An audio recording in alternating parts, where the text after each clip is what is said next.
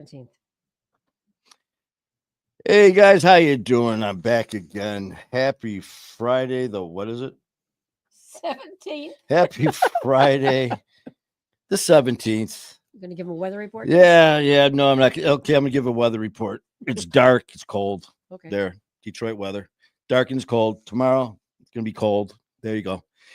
But how you guys doing? I'm Manny Vitale, host of My Fight Our War, co-host of Music and Mayhem with my brother Skylar Ray, and I'm sure you guys saw us earlier. We had our guest on, Leroy Ebron, and it's always an adventure when Leroy's on, and it was again today. So shout out to Leroy. Thanks for popping on with us for a little bit, and we'll be chit-chatting with you again. So appreciate that. And we've got a very special guest. We got the one and only. I mean, this guy is known around the world. My man. God, I mean, son. it doesn't get any bigger than this. The one and only Matt Cronin. Who's Matt Cronin? You guys, you know Matt Cronin. He's the one and only, the producer editor of My Fight Our War. Matt Cronin. Oh, it's Leroy Ebron here. I'm Leroy. It's Leroy. What's happening, brother? Not much, dude. What's up with you? Oh, just sitting here telling stories and laughing and giggling. Uh-oh. I swear we could have a show like when we're off camera before we start all the stuff we joke around, talk about. It'd be a show in itself. Yeah. I mean, Truly. it's unreal, man. I still love the one about, man, you're not going to believe what happened this morning. I opened the door. This truck guy was drooling all over my truck. It's like, what?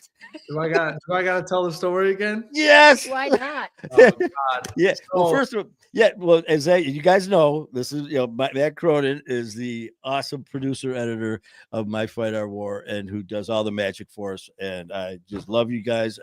Everyone there. I talk about you all the time, Matt. So appreciate you, love you, and can't wait to see you in a few weeks. February 14th. Skylar Davis is in the house. Whoa, hey, After Skylar. the Lions win the Super Bowl, that's when. Thank you. Yay! But I just to set you up with this. So Matt, he'll call. I love it because it's usually, hey, what's up? But with Matt, it's like, man, you're not going to believe this, or you're not. And it's just like, no, what? Well, one morning he called, and it started out with, "You're not going to believe how my morning started." Take it away, Matt. It was a rough one. Oh my God. So I'll preface with I was getting rid of my truck that Friday, so I didn't really care that much. Had it been like I was keeping the truck, it would have been a different story. I would have dragged the dude out of my truck. But so I wake up. I had left my car in the road all weekend, parked in a spot, so we don't have to pay here. I don't know what it's like in Detroit, but we're not a big city. And I walk out, and I had my girl at the time go grab some stuff from my truck. So I thought when I was walking down the road, I saw my door was cracked open. So I was like, man, she left it open. Like, why would you do that? So I walked to my truck.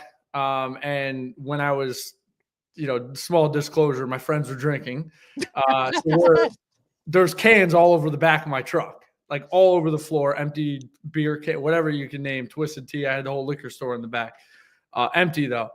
And so I open up the door and I'm like looking at the ground. I'm like, damn, I got to clean all this up. Like, this is going to suck. And all of a sudden I hear, I'm like, there's no way I'm about to look up and see somebody sleeping in my truck. There's just no way. I'm just tired. It's early morning. No way.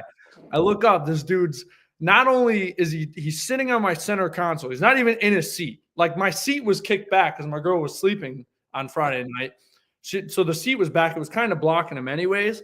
But I look up and I see this dude. He's leaned over, facing backwards in my truck, sitting on my center console. Buddy, you have 5 seats to sit in, and you chose the center console. A 3-foot strand of drool, record-breaking drool, almost touching the floor, coming out of his mouth. And I just, like, my jaw just dropped. I was like, there's just no – I'm going to play the lotto today is what I thought. So I go back in because I didn't want to, like – I didn't know if he was, like – I didn't really get a good look at him, but – I didn't know if he had like needles on him or if he was drunk or a gun or a weapon. So I was like, I'll just go in. My phone was inside. So I went, called the local police department. I was like, hey, just, if you can get someone out here, I don't want to touch this dude. If I touch him, I'm getting arrested. So come grab him. So they show up, whatever. And they get the dude out. He's like dressed pretty nice. So I think he was just out for the night and either thought it was his truck or had a little party and probably banged a girl in my truck. Who knows? So so they pull him out. No idea where he is. Doesn't speak a lick of English. Spanish guy. Doesn't speak a lick of English. And so the funniest part was that he's getting out. He's not listening to the cops, obviously. And the cop looks in my truck. He's like, wow. He's like, that's a lot of liquor.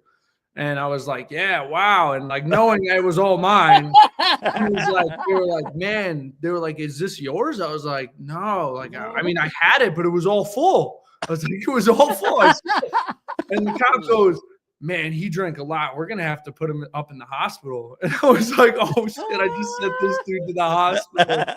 He's like, Probably. no way. So they call the ambulance because they think he drank more than – I mean, he was drunk, but, like, probably not that drunk.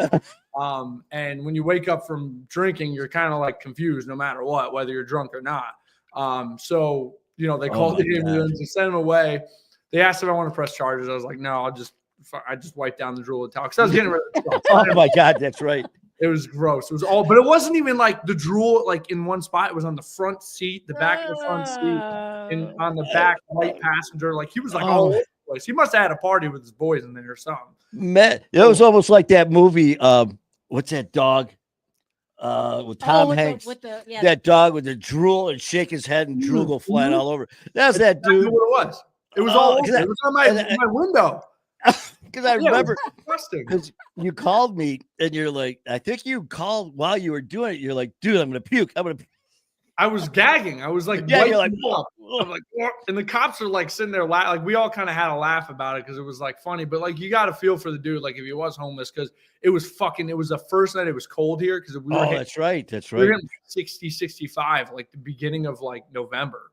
So like it was warm.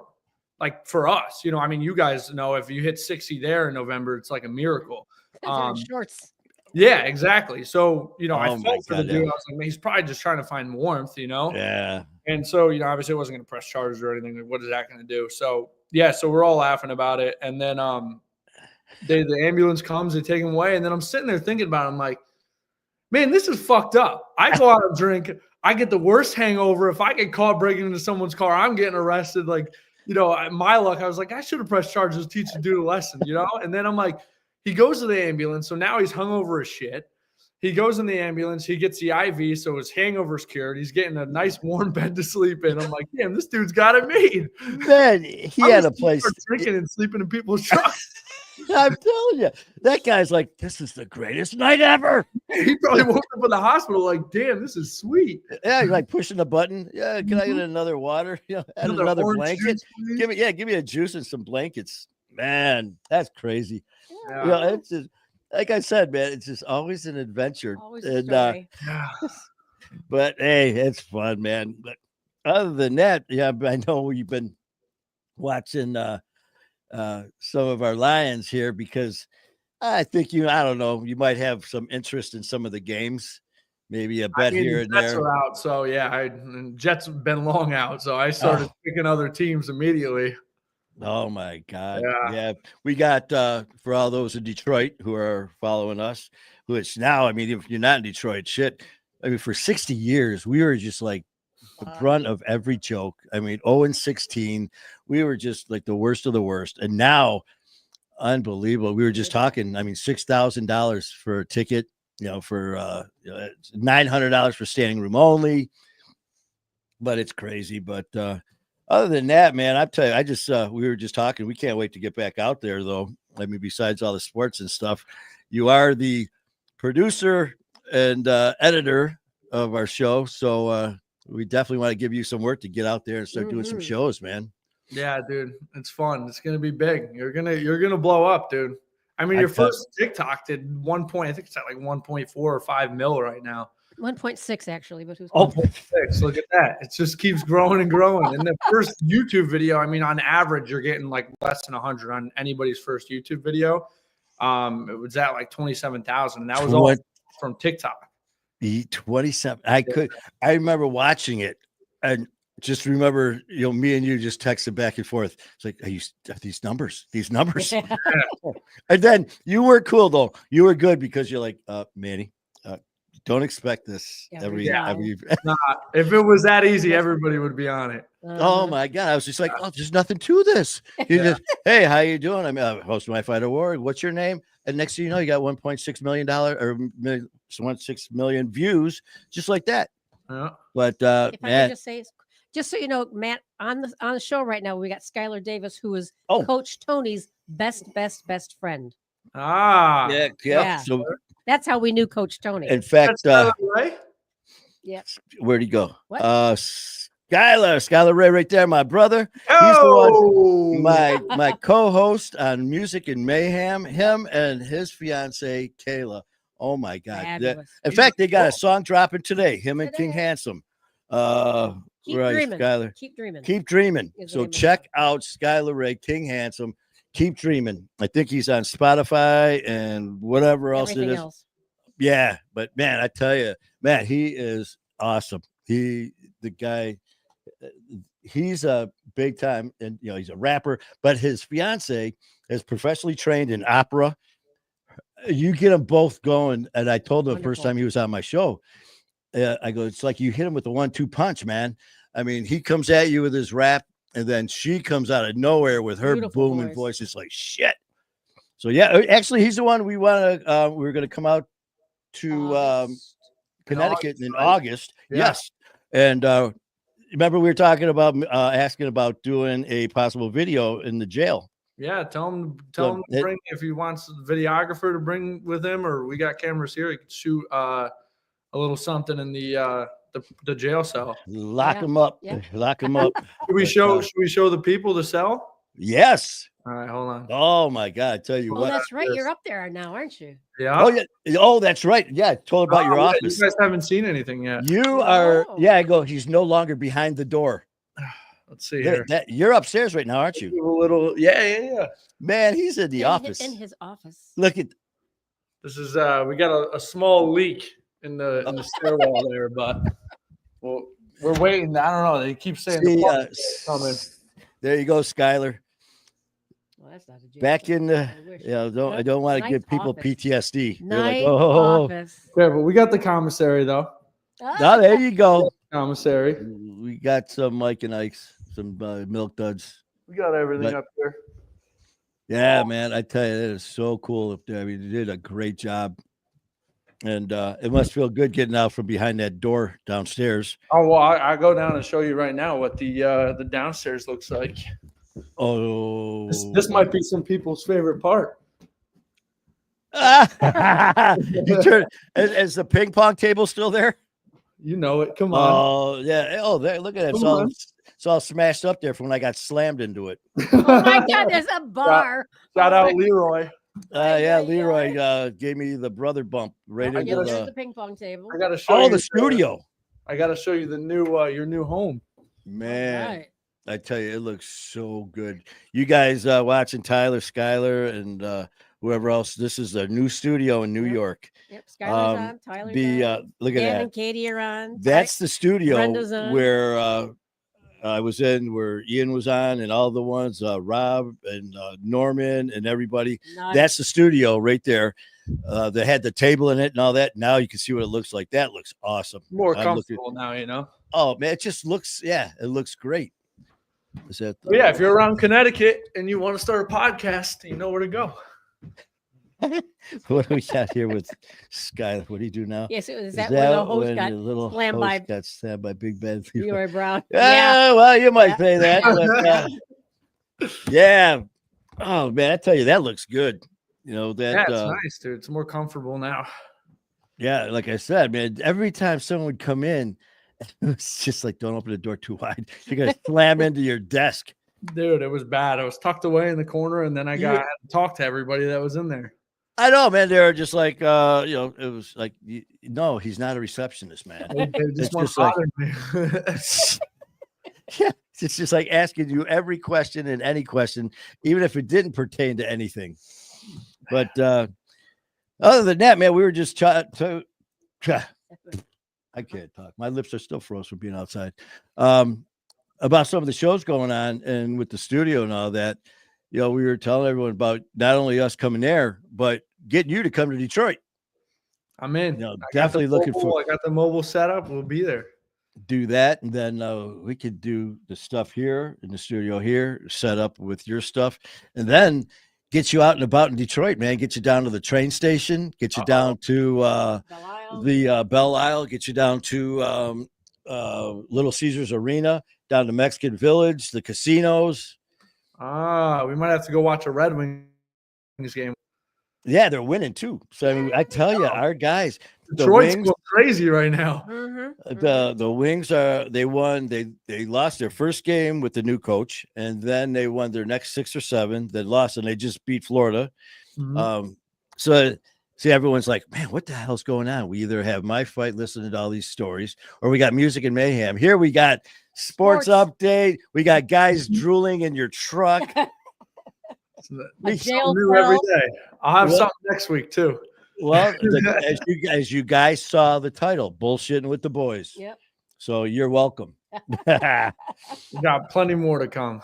Oh, definitely, man. But other than that, how's everyone else? And how's our brother Ian doing? Ian's good. He's sick right now, so he's been. He pulled off an interview today though. But did he? Yeah, he's sick. He's not feeling. Yeah, I saw that. He said, he goes, whatever's going around finally got me. Yeah. And then I told you what, he took that picture of him in his new glasses. I did that. I don't know. Something suspect about that. It looks either really, really good, like a GQ model or something, or like you're up to some shady shit.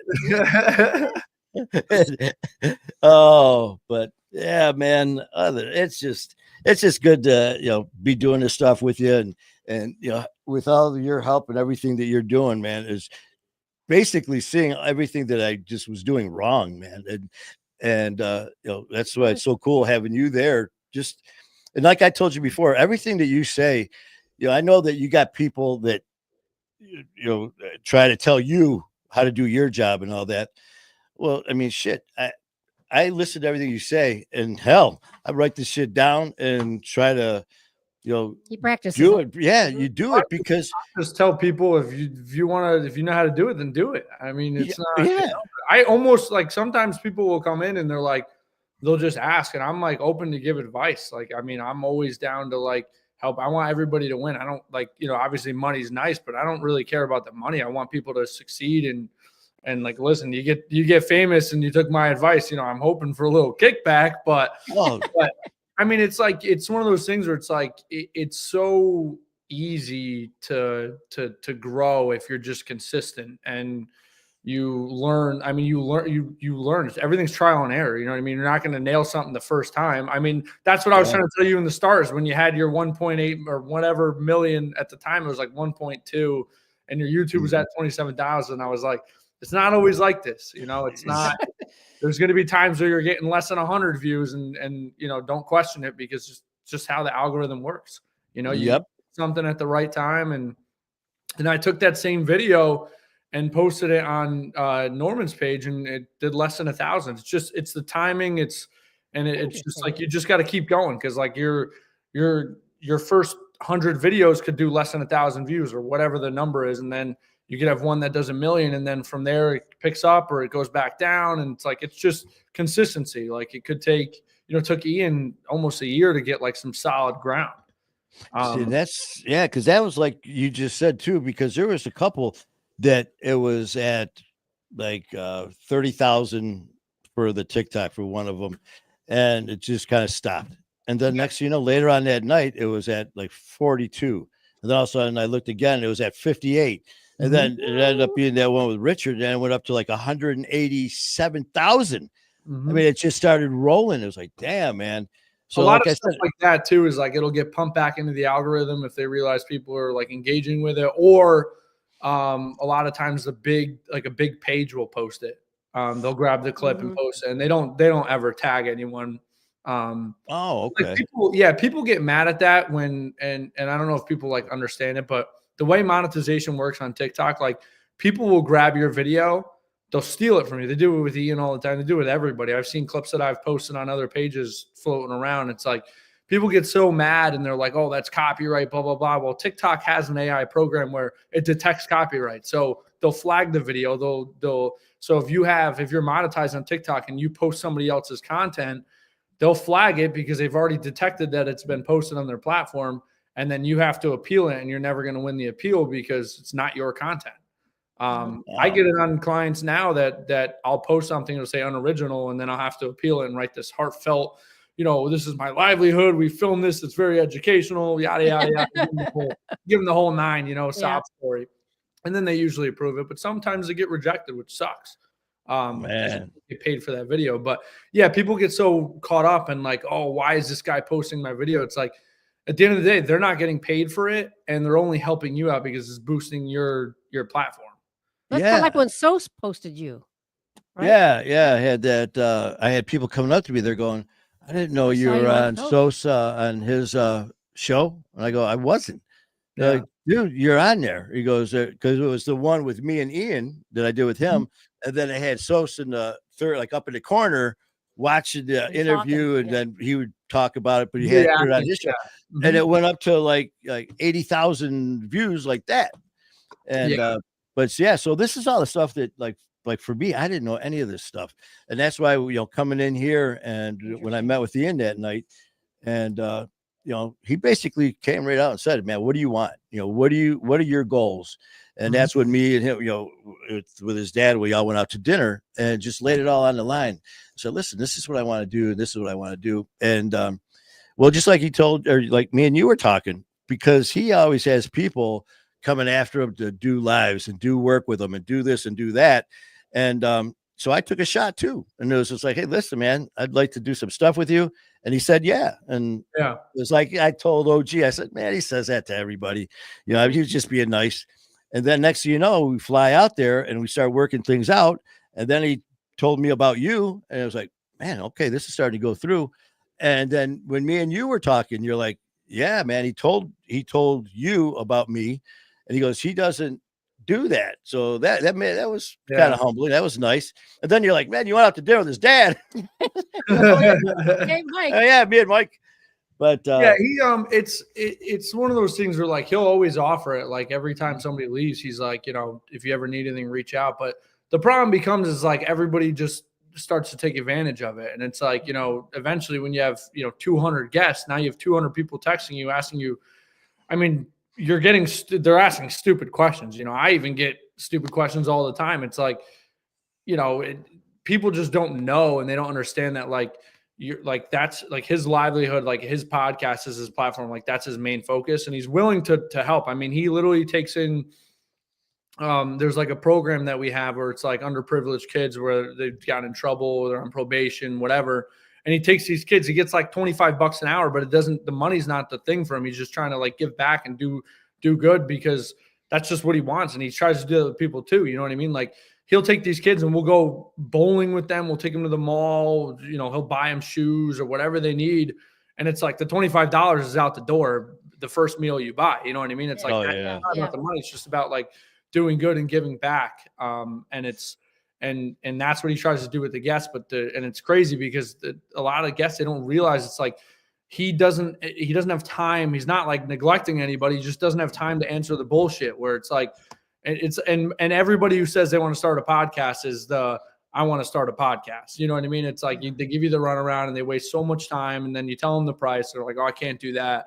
And it's like, well, you have to, it's like anything. You invest into a business, you got to put a lot of money in it. And podcasting is expensive. You know what I mean? Yeah. If you can find a cheap route, then cool. You get a cheap route. But for the most part, it's expensive. There's a lot of back end work that people don't understand.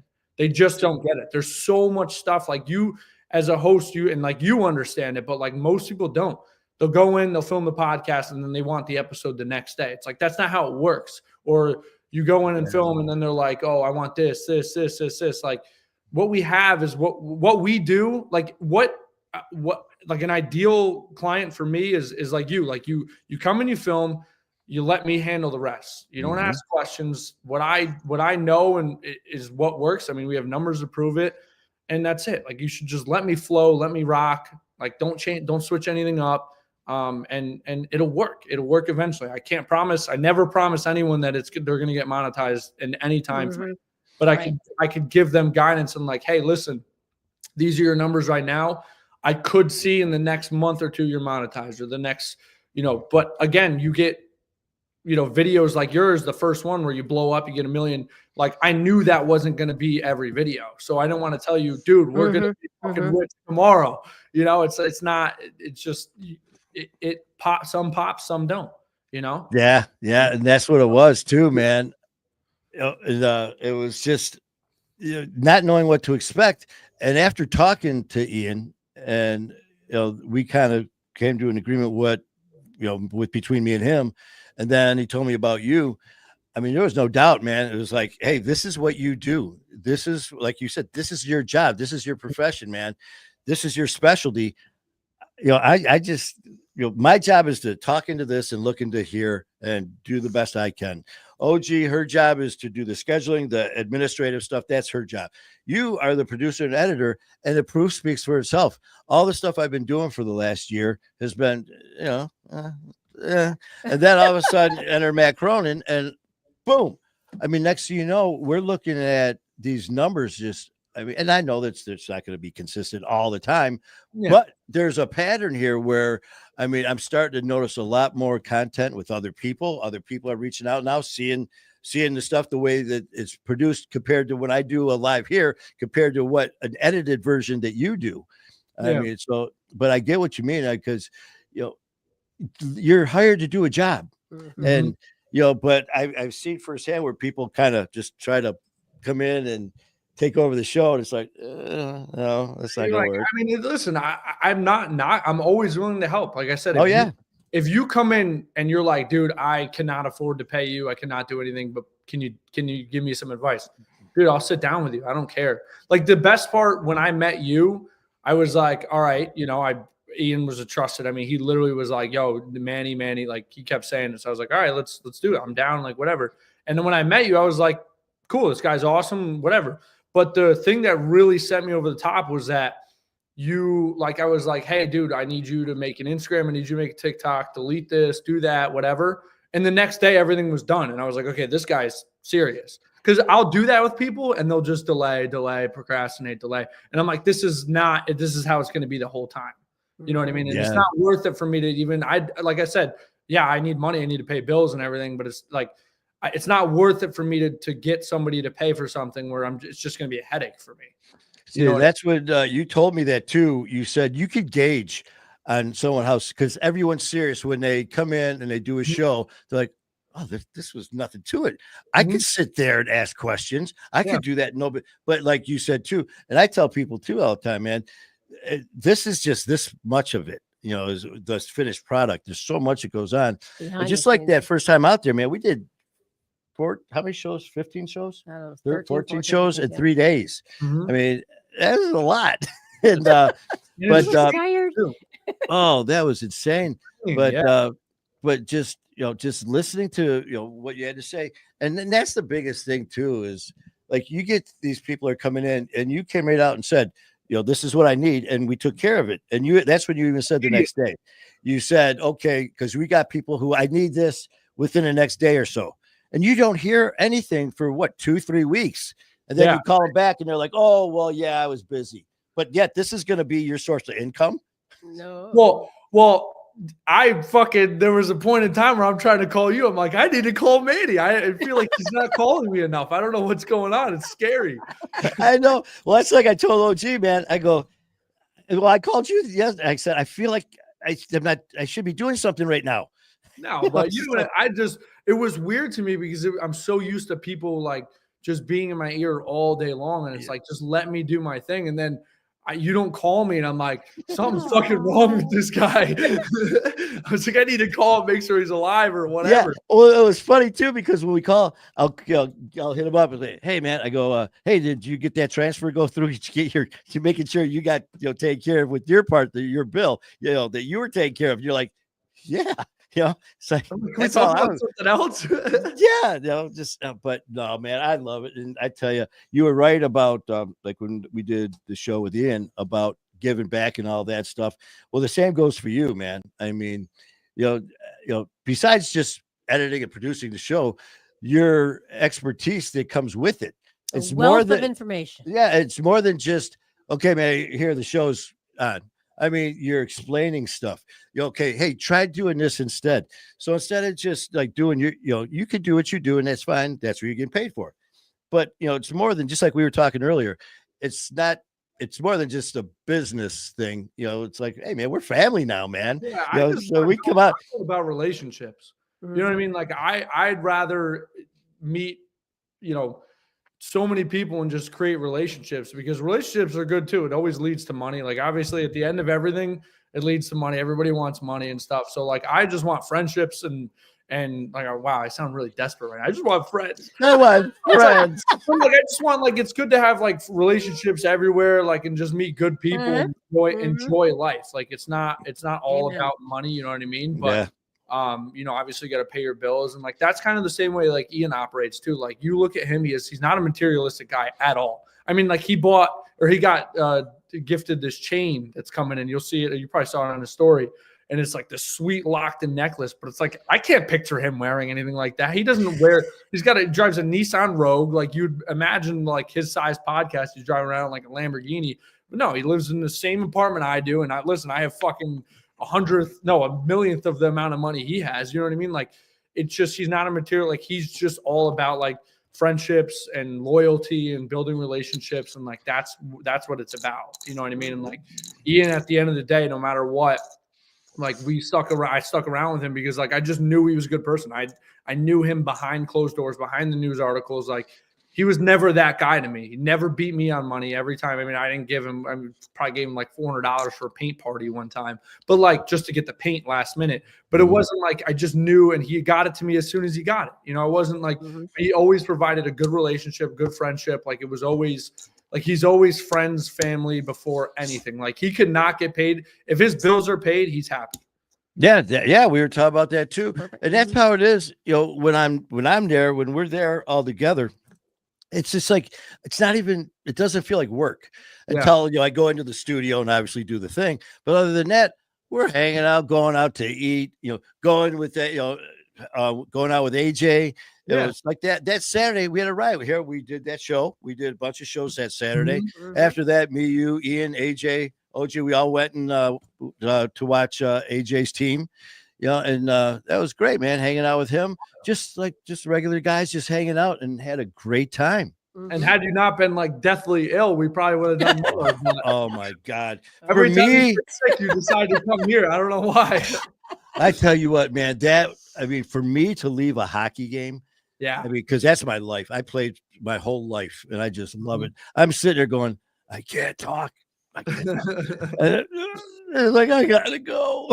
Yeah. It broke his heart to have to cancel that sucked. And that's the next day. Oh my God. Because me and AJ, chit-chat a few times before that. So we've been building a relationship. So here I am, we're hanging out. And then even, that Isaac, that one of his players, and here I gotta go.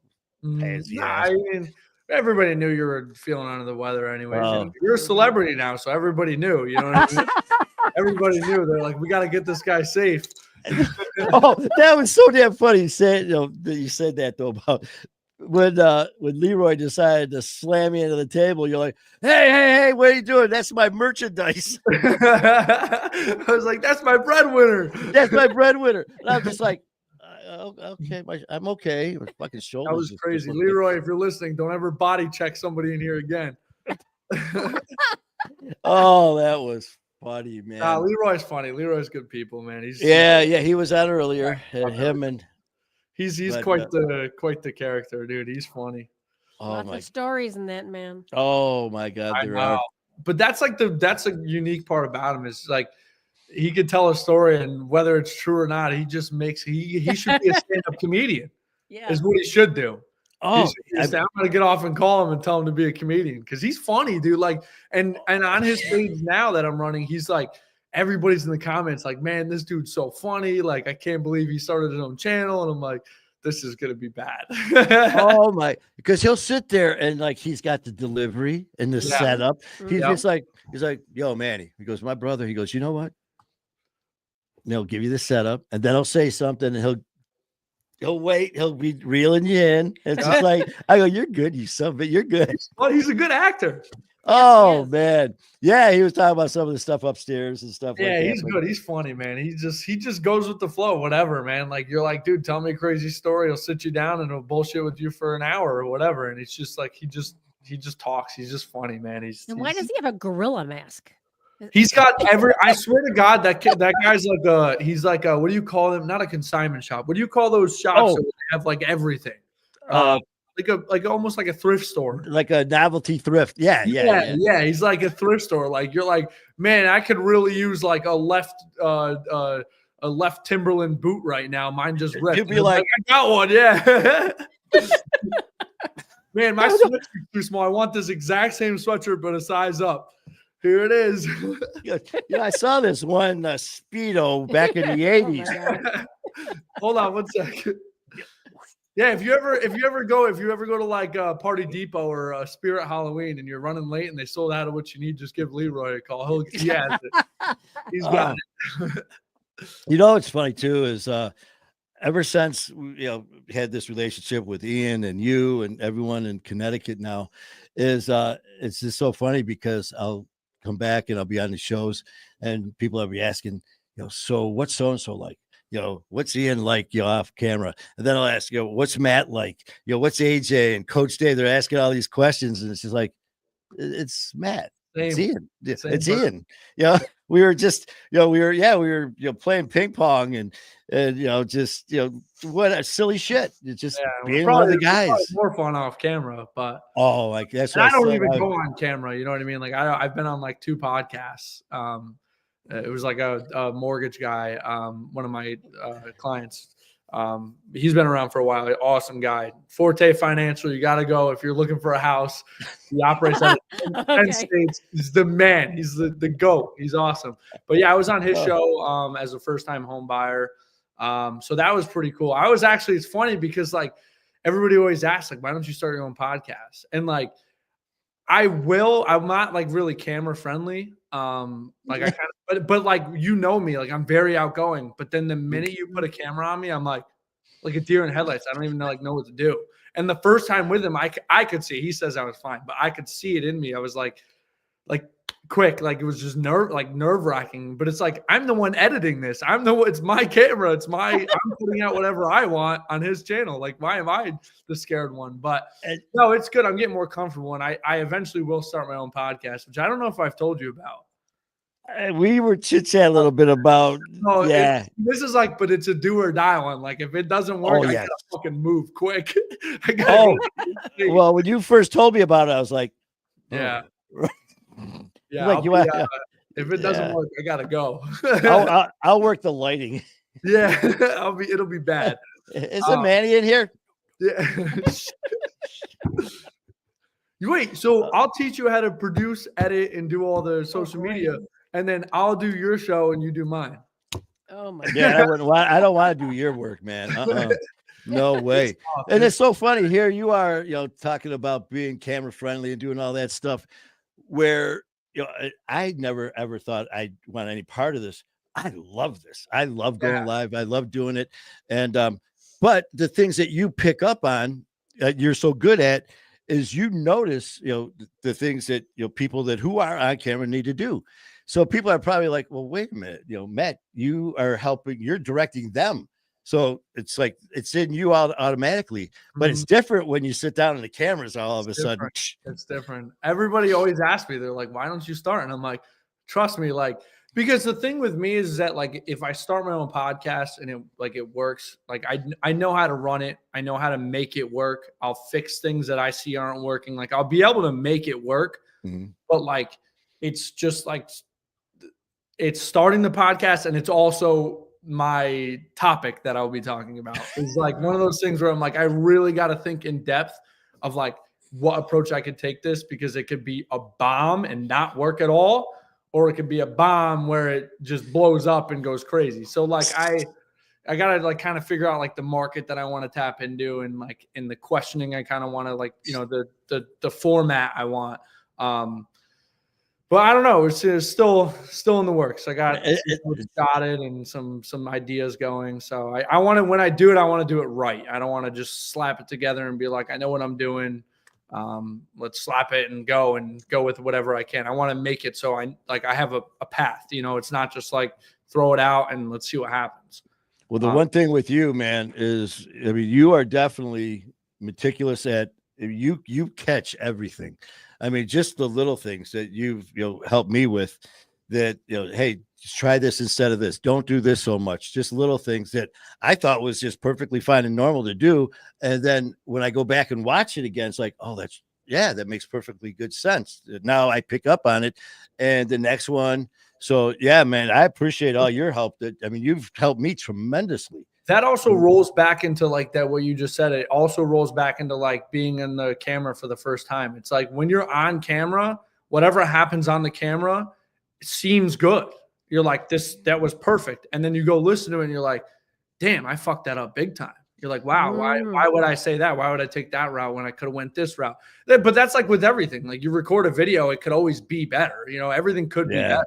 So like you're always going to nitpick, and like that's the same with me. Like I hate my voice on camera. I hate my voice on the mic. When I heard it on the mic, I was like, oh man, dude, people have to listen to me talk. That sucks. I feel bad for everybody. But it's like, but that's how it is with everybody. I ask all the podcasters, they come in and they're like, man, I really don't like my voice. And I'm like, okay, so it's not just me. You know what I mean? It's not that, and you get used to it, I guess. Yeah. Mm-hmm. And that's the same thing, man. Because before I started doing this, I would hear myself on like back in the day, man. It'd be like the old VCRs and shit, or you'd hear it even on a message on a phone. And the landline, I'd hear it, and it's just like, I sound freaking ridiculous. Yeah. But yet now I'll sit there and I'll do these shows, and I've had people tell me, actually come up to me and say, man, I really like your voice. And I was just like, fuck you. Like, I thought they were just being, and they're like, buddy. Yeah. They're like, they're serious. I'm like, oh, yeah. I thought they were just kidding around, but I had people saying something like whatever. But like you said, I can see what you mean about people thinking that, with all these things that you see though, I mean, if you had like the advice for me, and you got someone out here right now who's watching, who just wants to start getting into it, but wants to do it for a career, what would be the best way for them just to start out? What would be, instead, so they don't jump in too deep? What suggestions you would have for somebody? Move to Connecticut, give me $5,000 a month, and I'll run it for you. No, I mean, it's just the number one thing is consistency. Like a lot of people they'll film and then they'll put out the episode and then kind of like, film again and put out another episode and then post like every couple of days. Like, no, it needs to be like you're releasing at Sunday at 7 p.m. Like that's what we've seen is like the best time is like, cause people are winding down from the weekend or whatever, obviously during football season, people are watching, and there's all these statistics you can look at from every angle, but in the reality of it, like it's, Sunday nights are the best because people are winding down. They just want to chill out, listen to a podcast before they go to bed or whatever, or Monday on the way into work, they could pop it in and listen to it. So we found that that's like the best time, but it's like, you have to do it every Sunday or every other Sunday. Like you have to have a set, like for you, I do every Sunday. Mm-hmm. And it's, the social media clips are the biggest part of everything. I mean, obviously we'll get into it after, in a little bit, the TikTok, and I'm gonna say TikTok a lot, but I know everybody, before you start chatting about it, we think it's getting banned. I'll give my insight on that, but it's like consistency, because like you look at your first YouTube video, had that video not gotten to TikTok, not gotten 3 mil at that time, mm-hmm. your video would have never hit 27,000 on YouTube. But because it hit that, people were interested in that clip. They wanted to see the full thing. So they go to your YouTube link in your TikTok bio, and that's where they watch the full length podcast. So it's all about consistency and like posting clips every single day. You want to get catchy content, like use catchy keywords and stuff. Like we use, like for you is like, former police officer reveals what it's like to work. It's like catchy words that if you were to read it while you're scrolling through TikTok, would it bring your interest into the video? So I would say my biggest thing is consistency, and getting the right equipment. You know, like you don't have to go out and spend, you know, $30,000. People think they're like, oh my God, this camera equipment, you know, obviously we have some pretty expensive equipment here, but it's not like you don't necessarily need that. You just need like a normal camera, a microphone, and just good quality content. I always advise against Zoom or online interviews. Yes, they work, but they're not professional quality video. So if you can get something in your house, I mean, we have a mobile setup for our podcast where I could fly anywhere. I'm coming to Detroit and we'll film. I'll have the same exact setup, obviously a different scenery, but it's just all about consistency, and quality is a big thing. Like, you know, you get a lot of shitty videos that like people just throw up and it's like doesn't do well. It looks bad on your channel. It's not, you know, if you look at all the TikToks I run and all the Instagram stuff, everything's neat in order. It just looks the same. It looks neat. It's organized. So yeah, I mean, really the biggest thing is consistency, and do it if you really want to do it and love it, like not just for the money. Obviously the money will follow, but if you don't truly love it, then it's not, you know, you're just going to be chasing, you're going to be money chasing, and it might not work. You know, you don't want to hate it. It's like any job. You don't want to hate your job. I mean, obviously you're never going to love your job all the time, but you gotta want to do it, and you gotta be consistent. Like you have to, that's the biggest thing. If you're not consistent, if you miss a day, 2 days, whatever, it just kind of sets you back a little bit. You know, it's like with anything. If you're doing a construction job and you miss a day of, you know, you're doing an electrical job, it's got a deadline of this day and you miss a day. Well, now your deadline is pushed back a day. You know what I mean? It's the same kind of concept where like you miss a day of posting, you might, I mean, it's not hand in hand, but you just got to be consistent. That's really what and that's what it's too, is that's huge. It's like with me, I'll be jumping on every day, and I got to do more of the clips with the TikToks and videos more. But you damn well will see my face at least 1, 2, 3 times a day, just jumping on, doing lives, going back and forth. Because exactly what you said, a good friend, a friend of mine here in Detroit, and a couple of them, actually, another one, Ronnie Dahl, who's a big time in social media as a news anchor, met with me, gave some really good advice when I first started. And I'm full of piss and vinegar, and I'm going to do this, I'm going to do that. And she's like, oh, okay. And I'm still going and going. And she goes, so this is what you really want to do? And I go, yep. And she goes, prove it. He's like, yeah, what? So prove it. You know, anyone can talk this shit. And old Ronnie, boy, she got a mouth like a sailor. She'd fit in really good with all of us. And so she's, you know, said, prove it. And it's exactly the same thing she said. She goes, every day. She goes, the minute you slack off, just exactly what you said, Matt. She goes, someone else is going to come on, and they're that person. And next thing you know, you're going to miss one day. Well, this person's on 2 or 3 times a day. Now you miss 3 or 4 days. So yeah, I totally agree, man. Well, your followers become fans, and when they become fans, and you know, you can hit the follow button, whatever. Once they become a fan and they're a regular, you know, frequent flyer, and you post every day, and then you miss a day. Guess what? That person's going to be concerned. It's like your parents, like with your, you know, you text them every day. You're like, hey, I'm going here, I'm going there. You don't text them. They're concerned. Now they're, you know, and they're obviously not going to lose interest in you as a kid as maybe a follower would. But yeah, it's the same kind of concept. It's like once you start it, you don't stop.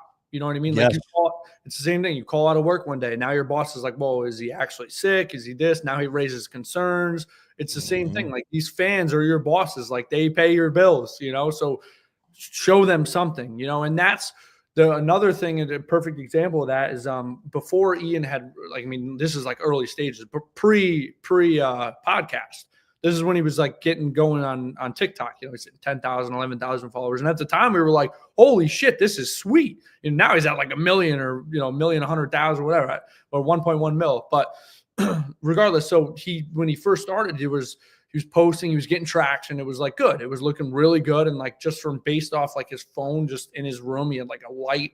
He put up his HBO documentary banner behind him. It was like the chintzy setup. But that's exactly a perfect example of that too. Is like you could start with a chintzy little setup, your phone with the light, and the thing is just getting something out there. But then there was one day where he was like really, really sick. And he had texted the old videographer from his nightclub and was like, hey, bro, like I can't post today. I'm really sick. And the videographer was like, dude, you can't miss it. Just put something up.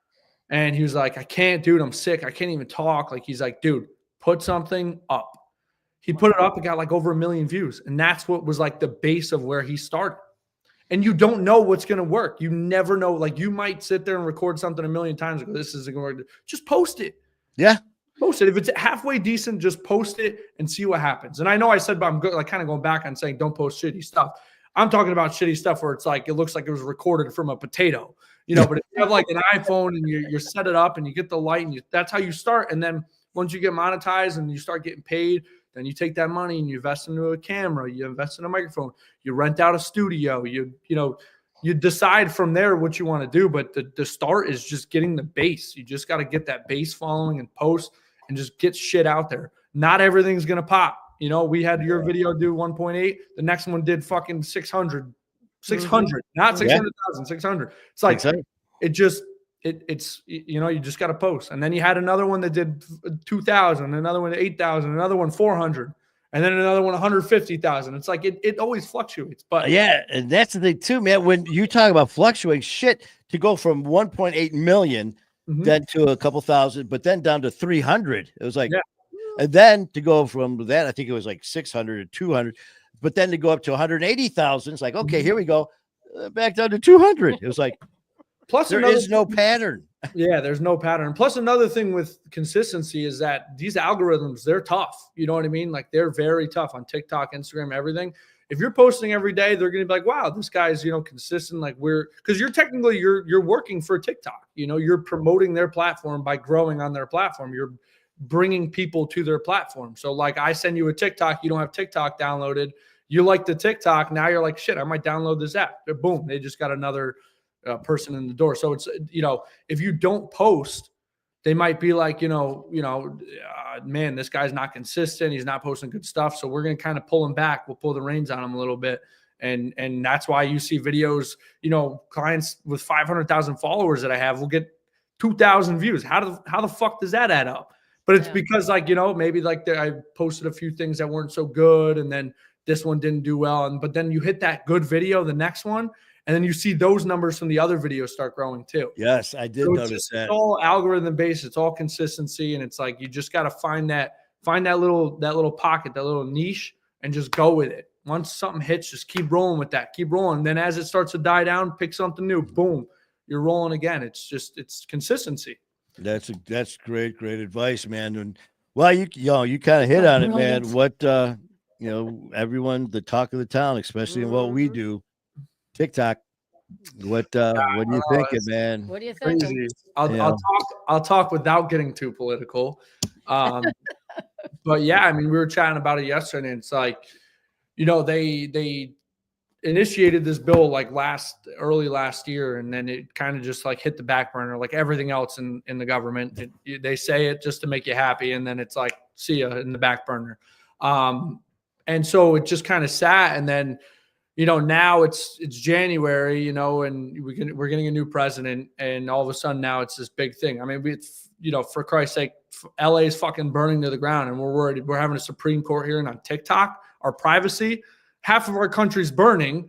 Well, not half, but half of our country's burning, we'll just say hypothetically. And the other half is being spied on that China's going to burn. It's like, why are we so worried about TikTok? But I think personally it's a political thing, just as in like everything in our country. And you notice that like earlier today or yesterday, the Biden administration pulled back a little bit. They said, we're willing to work around, you know, whatever. But it's like, why the fuck did you even start this? Like, you could have just not started this whole thing and not worried about the privacy and all this stuff. Because listen, at the end of the day, we've had TikTok for years. China's got what they got. You know what I mean? They got all the information. And for Christ's sake, insurance companies, everybody sells your information everywhere. It's getting sold all around the world. So it's like, if this is what we're worried about, and we have so many China-based apps. Everybody jumped onto Red Note. Red Note's the new like TikTok. So it's like, no matter what, we're gonna. And I think the government realized that, like, no matter what, we're gonna find a way. Like it's us versus you. And this is one thing that I think a lot of people are kind of like standing behind, because a lot of small businesses and content creators and all this stuff, and like people, you know, they're all like, businesses were saved from TikTok. You know what I mean? They were going on the video, like it was a bakery, let's say, and their business isn't doing too hot. You know, they post a video of how they make this pastry or whatever. And then all of a sudden they got hundreds of thousands, if not millions of followers on TikTok. Now they're getting revenue from TikTok plus business from TikTok. Mhm. So it's like good. It's good for everybody. And it's like, forget the privacy part. Like nothing's fucking private. You know what I mean? Like they're probably watching this right now. You know what I mean? It's like nothing's private. Just because a China-based company owns that, but like the China-based company owned AMC years ago. So what happened then? We were all sitting in the movie theater. They probably had fucking eye scanners on us in the movie. Like, Here, retina. See what they're looking at. yeah, we're always getting spied on, and it's just like it's one of those things where it's like I think this is why it like stems back down to it's like a political thing. You know, I think this is their one last shot at like pleasing America, and then they realize like Americans are like, dude, this is like my livelihood. But then you have the other side where it's like people like, oh, all these people are just making money off TikTok. They don't actually work a real job. Now they're going to have to go be a cashier. It's like, but they don't understand there's a lot more back end work to it. Yes, you have people that just blow up randomly on TikTok. And then there's people play the lottery every day. They scratch a ticket off and they hit. You know, it's the same concept. It's like, it is. But if you're going to bitch so much about it, why don't you get on TikTok and do it? If it's that easy, go do it. Go do it yourself. And it's like there's a lot of work goes behind TikTok. A lot of work goes behind content creation. It's not just like you wake up, you turn on your phone, and boom, there it is. You're getting paid. It's like there's a lot of back end work. All the clips you see on social media were done from an editor on a laptop for hours. You know what I mean? It wasn't just like, oh, I really like this clip. Let me grab it and post it. It's like you got to put it in a program. You got to format it for the phone. You got to clip it. You got to edit it. You got to cut dead spaces out. Like there's a lot of shit that goes on behind it. You got to put captions in and transitions. If you got B-roll content, you got to add in B-roll. So there's so much shit that goes on in the closed doors that people don't even realize it is a job. You know what I mean? It's a job. Yeah, TikTok.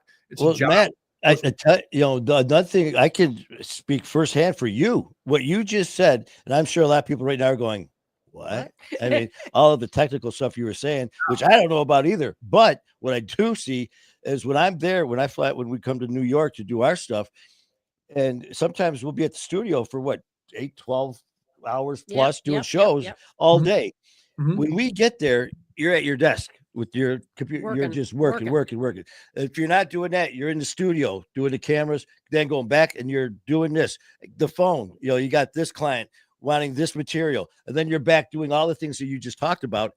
You're nonstop the whole time we were there and doing all these other things you just talked about. And that's the thing is there's so much behind the scenes. When I first started doing this, I'd hear people say, oh man, this is a lot of work. And I was just like all the other ones who were like, well, this doesn't look like a big deal until I got to where I am now. And I get to see the inner workings because of you and everyone. You ain't kidding, man. So with something like this, I mean, they all went to that other app to kind of, and I saw they had something on the news about it. So, I mean, this here is kind of like a juggling act. I mean, yeah, I mean, I think I personally think that it's not there. So the deadline's now, the Supreme Court obviously upheld the ban. So Sunday, the app's supposed to go dark. But I don't think they're going to be able to do that. There's too much political standpoint behind it. There's too much power behind it, way too much money behind it. Obviously, ByteDance. So my thing with ByteDance is I don't think they're selling because they know that they could get top dollar. So it's like a bidding war. They're just like, no, we're not going to sell. We're not going to sell. And it's like, all right, well, what if we give you 60 billion? What if we give you 70 billion? They're like, no. And then Sunday comes around. They're like, oh, we're at 100 bill. We're at 50 billion more. Obviously, it's not going to get that high, but you never know. But it's like, we want it. They're like, you want it this bad, come pay for it. You know what I mean? It's like, they know what they have, and it's all algorithm based. All we want is their algorithm. We don't have that power in America. We don't have that knowledge of how algorithms work. There's a whole system behind social media. It's an algorithm. That's why TikTok's the biggest one, because the Chinese know what they're doing. They know how to target certain audiences, what content to push this way, what content to push that way. That's why Instagram's used worldwide, but they don't pay out. You don't make shit on Instagram. Facebook, you make a little bit of money. YouTube's pretty good. They're all worldwide, but there's this like thing with TikTok where it's like, it's so educational. And the funny thing is the algorithms are different everywhere. And that's why I think that America's so pissed off is because our TikTok is just stupidity. I mean, the content you see on TikTok, and it's based on what you watch, but you're always going to get those stupid videos. If you go to China and load up TikTok, you're getting education, education, education, education. And that's just what they do. They pump in education in their own country just so they can they're smarter than everyone. So I think that, it's just, we're almost like jealous that they have that much power. And it's like, I don't think that it's going to I think that once Trump comes in office, because his whole political campaign was behind TikTok. I mean, he really blew up and really got a big following from TikTok. So I think that he's going to do everything in his power and he's close with, Chinese, anybody in government, whatever. He's tight with them, as you can see, and they're all calling him, that the CEO of TikTok called him, left him a video or posted a video today. I didn't even watch it yet, but I just read on it, and he was saying like, thank you for your support, this and that. So like I just think it's a money grab for ByteDance if they're going to keep holding. And listen, they don't have to sell it. They make so much money from the rest of the world. They don't give a shit about our petty $50 billion. They don't care. They'd rather just take that shit away. But if the number gets right, I'll bet you it could work. And I also think that there's got to be something that could happen where it's like we have like an Elon Musk, like a white knight, give me $50 billion. I own the algorithm now, but you kind of operate it, like you stay operating it, but I own it. I feel like that could be always an option too. And I feel like anybody who buys it, that's kind of what's going to happen. It's just like, yo, I paid for it, but like I paid for it. You continue to run it, So I just think I think it's going to get extended before Sunday. I don't think it's just going to go dark because that's going to be mayhem. That's Man, can you imagine that? That's a war. That's asking for war. It's bad. I never realized. I gotta show you something. What? Oh, Leroy. Leroy. Oh, he's in the house. Leroy. I saw there was something. I didn't even see that comment. Somebody said based on content. Oh yeah, this was just. But yeah, he was. That was. You know what? I've been. Oh, that was a while ago. All that. So it was a while ago. It was with Jeremy, and I think that was talking about, depending on the TikTok or what the video was, that depending on what the content was, depending on how many hits, how many views, and all that. I could be wrong because. I forgot to pull it up there, so I'm sorry, Jeremy. I read it, and I'm like, I just saw it right before Leroy came up. That was, so that was on me. Message me on. I don't know if I'm tagged in this or not, but if you can find my Facebook through Manny, you can message me. I'm willing to help. Oh, definitely, man. Or if you're being an asshole, then don't message me. Or do. I don't know. We can have some fun with it. But yeah, no, I think I don't know. The TikTok thing is I can't put my input on. I'm small fish. I'm smaller than a minnow, But it's just insane, man. Listening to some of these people. And then it is funny how you said though about how you see the different content, man. When you see theirs overseas over there, then ours over here. I mean, I gotta admit, man, what the hell was I watching? Freaking dog, the dogs with that one dude's like talking. Oh my God, I'll sit there for an hour.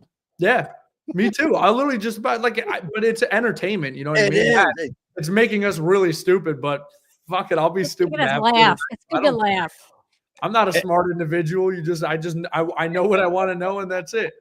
Hey, well, as long as you you do know you're producing and editing. That's so.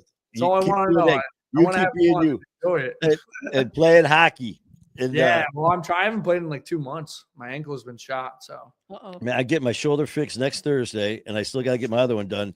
But I would love to actually be able to get on the ice again someday. Well, I don't know. You won't be healed by the time you get here, right? No. Oh, okay. Well, here's the nurse talking. Yeah. I'm just saying. I'll ask Lynn that. He won't be ready, right? No, correct. He will not be ready. Like, well, really? Yeah. That's what I did after my shoulder. I had my labrum. Oh, that's right. And like a week and a half after, I was like, I feel fine, and I'm good. Like whatever. I actually got into a fight with one of my friends with one arm. I had it in the sling.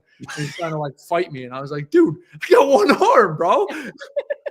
Chill. Okay. And so right now, you got whoever's watching. Remember what I told you? What happens behind the scenes? This is what happens when we're behind the scenes. We shoot each other with Nerf guns. Oh, we got more.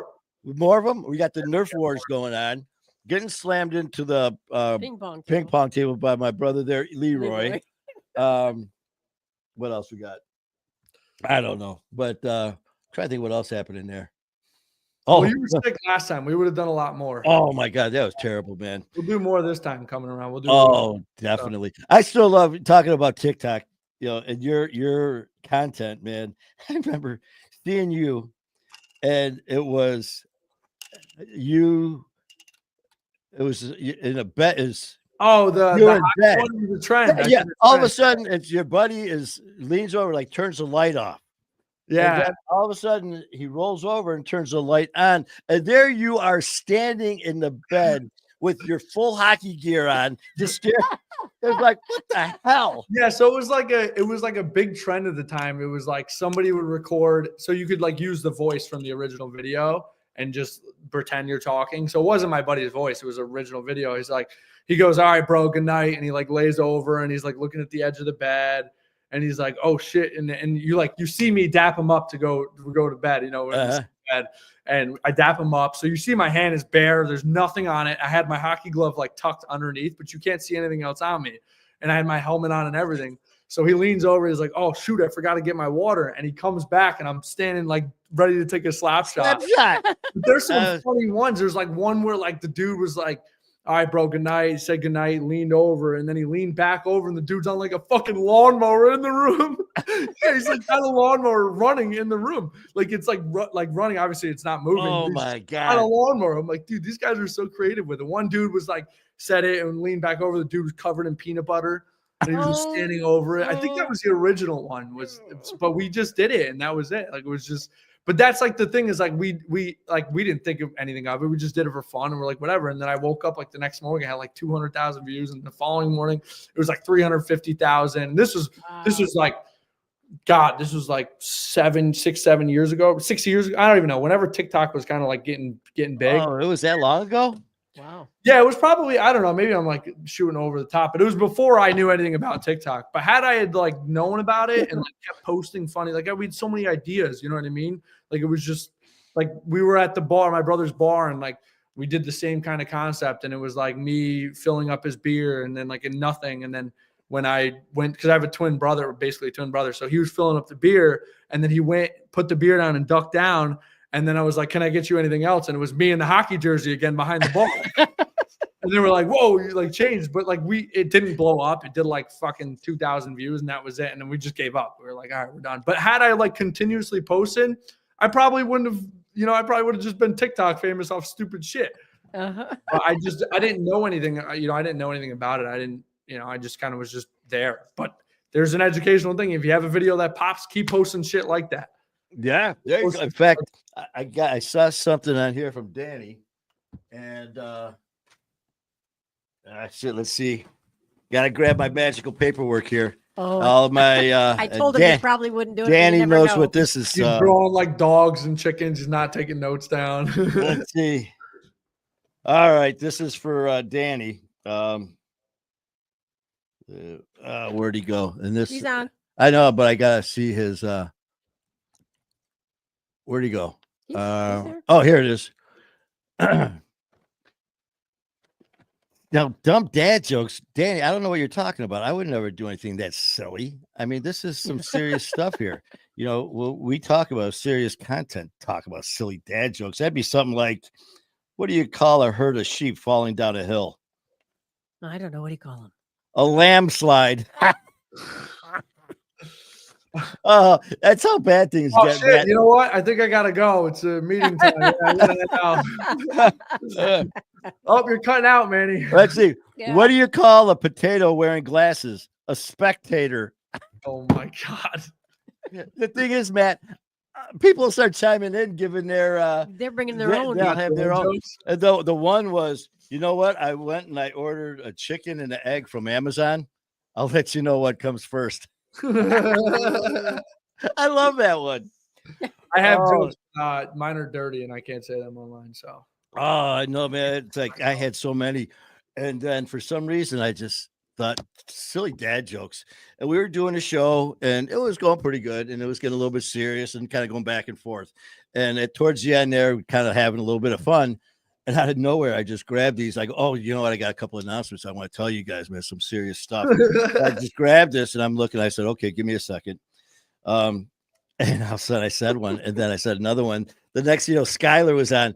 He starts chiming on with some dad jokes back and forth. And again, for those of you, Skylar Ray and King Handsome, please check out their new song that dropped tonight, man. Keep Dreaming. That's the name of the song. Why did the watch go on vacation? To unwind. All right. I know. Stop. Just stop. Yeah, Matt's like, producer, editor. No, I don't know, Manny. No, I don't know any of this guy. Next thing you know, he's like, "Hey, Leroy, what's There's actually a gun to my head right over here. It's just like, That's funny. Oh man. What else we got? Let's see. We got football. We got TikTok. We got what else we got something. Is it as cold there as it is here? It is. It's not that cold today, actually. No. Well, how about what's the wildlife like in Connecticut? How are the bear sightings? The deer, the bears. Yeah. I haven't seen one in years, and they're in hibernation right now. So. Oh yeah. Well, but I haven't seen one in years. I've seen like videos and stuff. I used to see them because I live in like a city. It's not, you've seen it. It's not a city at all. There's no skyscrapers or anything. It's a small little city. But where I used to live was like in the woods, like the sticks. So I would see them, here and there. But like deer are the biggest thing, squirrels. But deer actually, they're getting smarter because they don't just like fucking bonsai across the road anymore. They kind of, you see them like creep up on the side and like they do like a look. I mean, obviously they're not looking both ways, but do they push that button? Yeah, they put the button on a signal. Yeah, but instead of a person figure, it's a deer, and then a deer.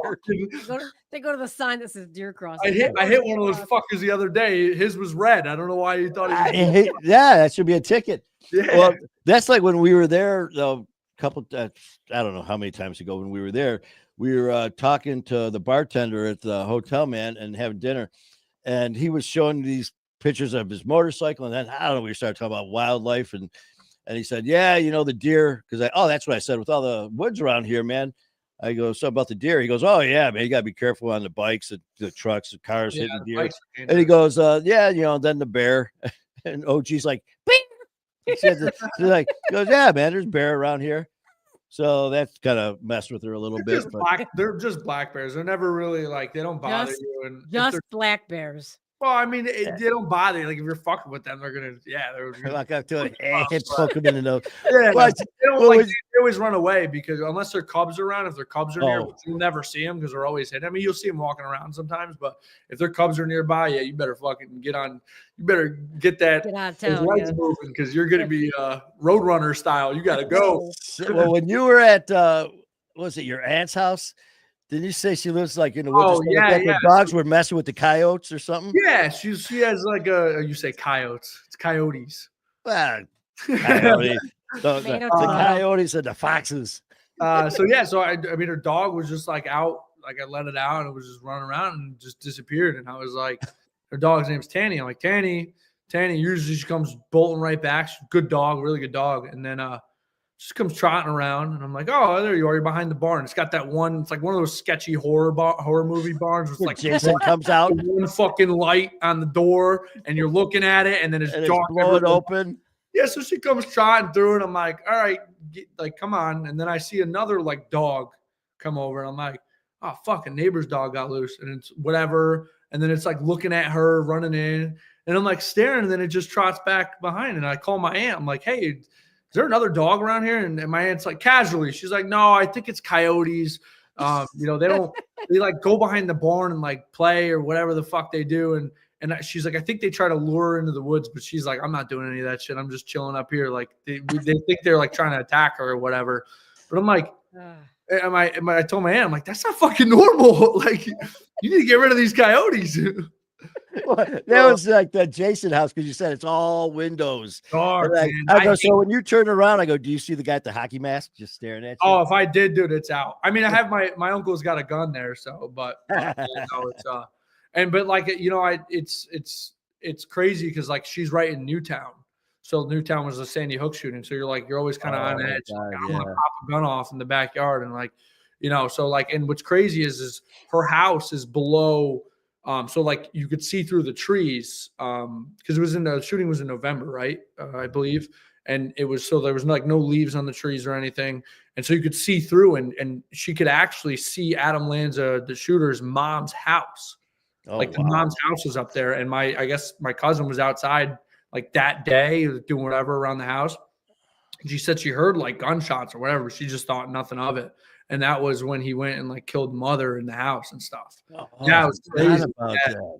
Yeah. So I always like, I was like thinking to myself, like, all right, dude, if something were to pop off here, I wouldn't, I'd obviously shoot, but like, I don't want to like fucking, it's Man, a that's sensitive area, you know what I mean? And like Connecticut's like not pro gun by any means. They're like very, very liberal. We don't like guns.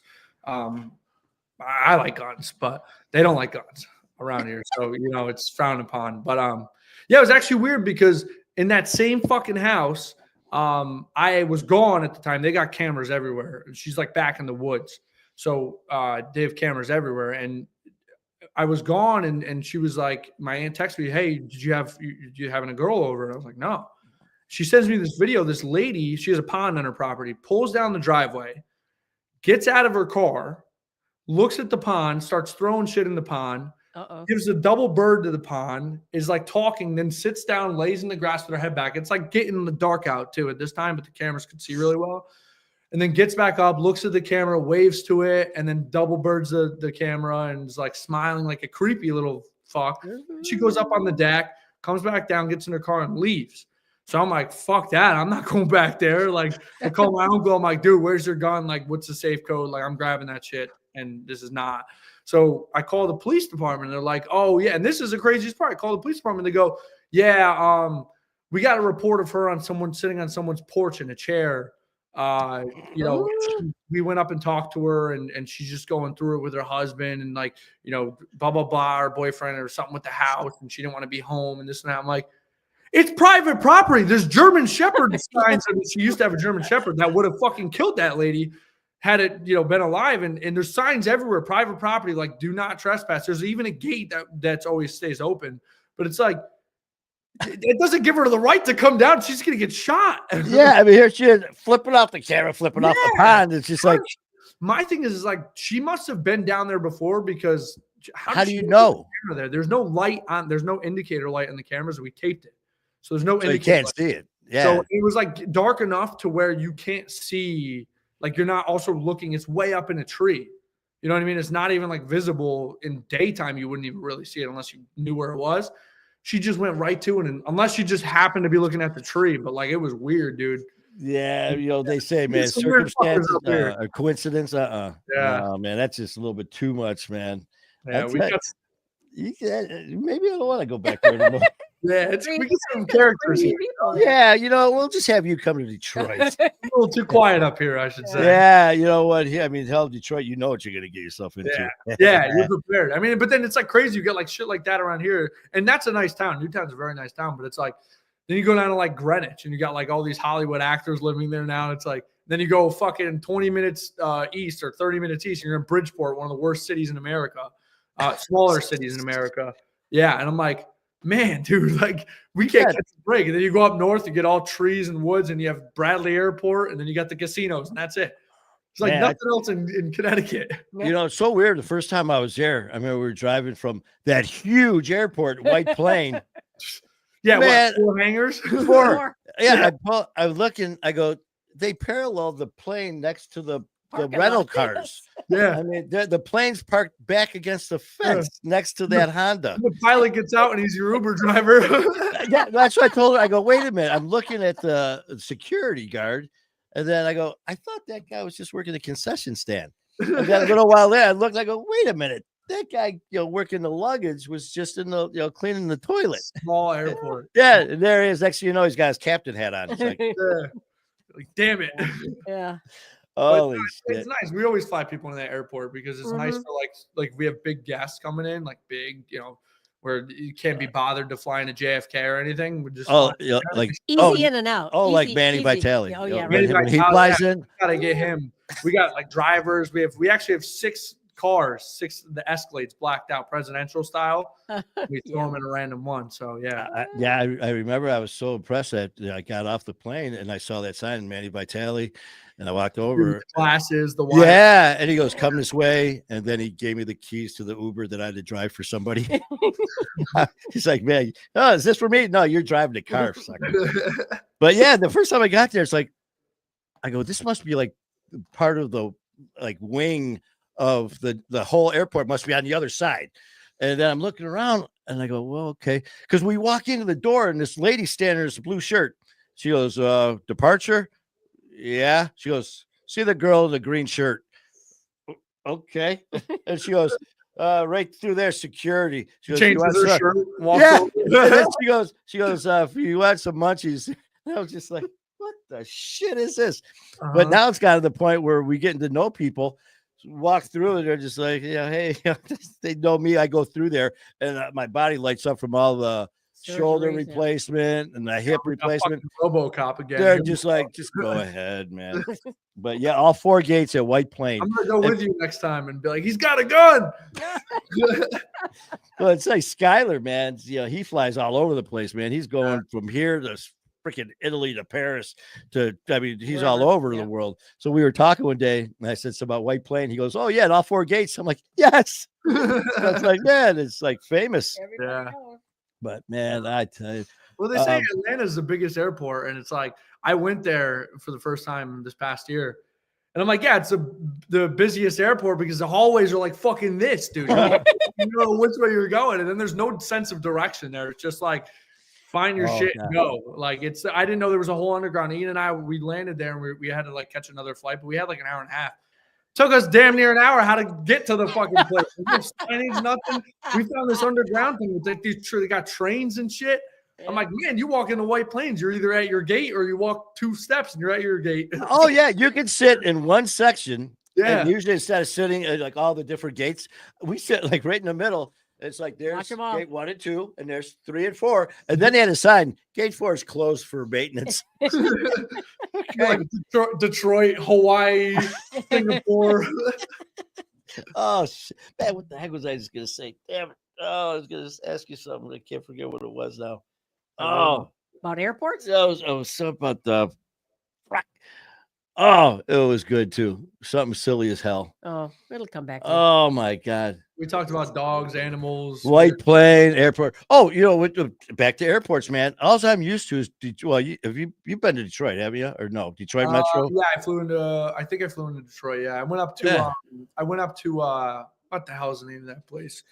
Anyways, tell your story. I'll find the name of it. Well, it was because it's a big airport. There's like 160 some gates. 144, I think. 144 gates. But so I'm just thinking, well, okay, all airports are like this. And then when, like I said, White Plain and all that, and hearing all these other stories, and at Metro, you go downstairs and it's got the moving sidewalk, but it's like a dome where the walls are like psychedelic, man. It's like the Grateful Dead. It's just like, what the shit is this? So I'm doing a live as I'm going through. I'm like, man, if we were on shrooms right now. I mean, but yeah, I went to Ann Arbor, and then I went to okay. So I would have landed in Detroit. Yes. Yeah, they got you went to see the U of M? No, we went to, I don't know what we were there for my ex-girlfriend's brother's girlfriend's baby. I don't even know. Oh, you know what too, with your doing some of the remotes, that's what we got to do, man. We got to, I still watch that one with who is that dude from New York? You and Ian went to his apartment. It was Mr. Based. Mr. Base. Holy crap. I'm watching you and you're like, dude, don't touch anything. And then the cat and dog were trying to eat the wires. The cat and dog, I just replaced the fucking Mike's sandbag because he chewed through and it was spilling everywhere. Yeah, I remember I was watching it. You guys were live, and you're like, and then this guy, he's like, here, drink this. And I'm like, don't drink that. Yeah, I was trying to tell Ian, he was like smoking his shit. I'm like, dude, this guy literally went to fucking jail, buddy, for like and he was like getting interrogated for murder with the girl at GHB in her system. I was like, but you know what? It's like one of those things where it's like, don't judge a book, because Mr. Bass is honestly, he's a really, really nice dude. Like, he's like down to earth to us, at least. I mean, he probably did his dirty shit when he did it. I mean, he went to prison for like one of the biggest prostitution rings in New York. You know what I mean? So like, he's not like a good person by any means. Not a Boy Scout. Yeah. But I mean, like, he's good to us. He's very nice, very like, you go in and say, could I get you anything? Could I, and he has this guy, Josh Block, who I think he has autism or something like bad, but he's huge on TikTok. He's like 3.5 million followers. I remember that. Yeah. And like, everybody's always like, oh, Mr. Bass takes advantage of him. He fucking just makes money off him. It's like, now we've seen it. Like, yeah, he probably makes money off him, but like, that's like making money off anybody. You know what I mean? But it's not to the extent of what people think. Like, we were there and Josh was like, hey, I don't want to go home to my grandfather's. I want to sleep in a hotel. And Mr. Bass pulled out his phone, booked him a 3-night hotel at some 5-star hotel in New York, like food and everything, paid for all of his food. Like, he pays for everything. It's not like there's a lot behind closed doors that people don't know about. But Mr. Bass, he's a good dude. He's a really good dude. And that's another thing too that kind of goes along with that is getting to know the people behind when the cameras are off. Yeah. And it's been such a good thing and a bad thing. Like for me, getting to know the people that I've been starting to meet now has been really neat, man. I mean, pretty cool. And all in all, just like with you and Ian, man, just hanging out with like my brothers. I mean, that's what it feels like. And just that kind of relationship. And so I thought, okay, this is great. Social media, everyone has each other's back. This is wonderful. Well, then next thing you know, some of the people when that camera's off and they're talking shit about other people behind their backs. They're supposed to be having the support platforms and they're slamming. I mean, just complete bullshit. Yeah. It's just like, you know what? It's life. But a lot of the people that like people see, like Mr. Bass is a perfect example. Everybody, I don't think he has many lovers. He got a lot of haters. Like, they don't really, you look at the comments and like, obviously I turned off comments like I don't read any client comments. I don't do anything because I don't want to, because I know it's all bullshit. Everybody's just speaking from their mom's basement on their phone. It's all keyboard warriors. Exactly. So I don't really, and like, I've met people that look like they got all this flashy shit online. And then you meet him in person. And it's like, I had a client that was like, I wrote billionaire, wrote a book, blah, blah, blah. I did all this shit. And then it's like, all right, well, you still owe me, $1,500 for the services this month. It's like, oh, I'll get you when this check clears. It's like, dude, like all social media is just such a like weird. Oh man.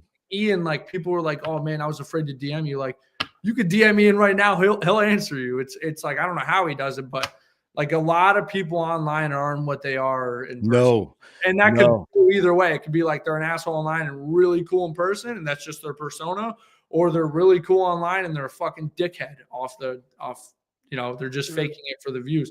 But like, that's just the nature of the beast. But it is surround ourselves here with just good people. We're not gonna, like, we just want to have good people, a good family, good relationships, and just enjoy life. We're not putting on the front or anything. We don't need to put on a front. Like, Ian is the same in the interview as he would. Like, people are intimidated because he's got millions of followers, but when you meet him, you're like, whoa, dude, you're actually fucking cool. Like, he gives out his phone number, which I keep telling him to stop, but give out his phone. If you need anything, call me, text me, whatever. And it's like, he's at a point now where he's like, shit, I need a new phone. I'm like, yeah, buddy, you shouldn't have gave so many people your phone numbers. Now they're all going to blow you up. So yeah, and that's what that's how I started this whole thing with him and you, because after we did my show when I was on his, and that was the first time I met him. It was when I was there. Before that, we talked on the phone just to get my backstory. We talked for almost an hour on the phone, and he was like, "Man, you got to come out." And then when I got there, before the show started, we were in there just talking. We talked for a good half hour, did the show. And while we're doing it, he's like, listen, man, I'd love to come to Detroit, be on your show. And I was like, all right. But then again, afterwards, I told OG, I said, here he probably, like I said, says to everybody.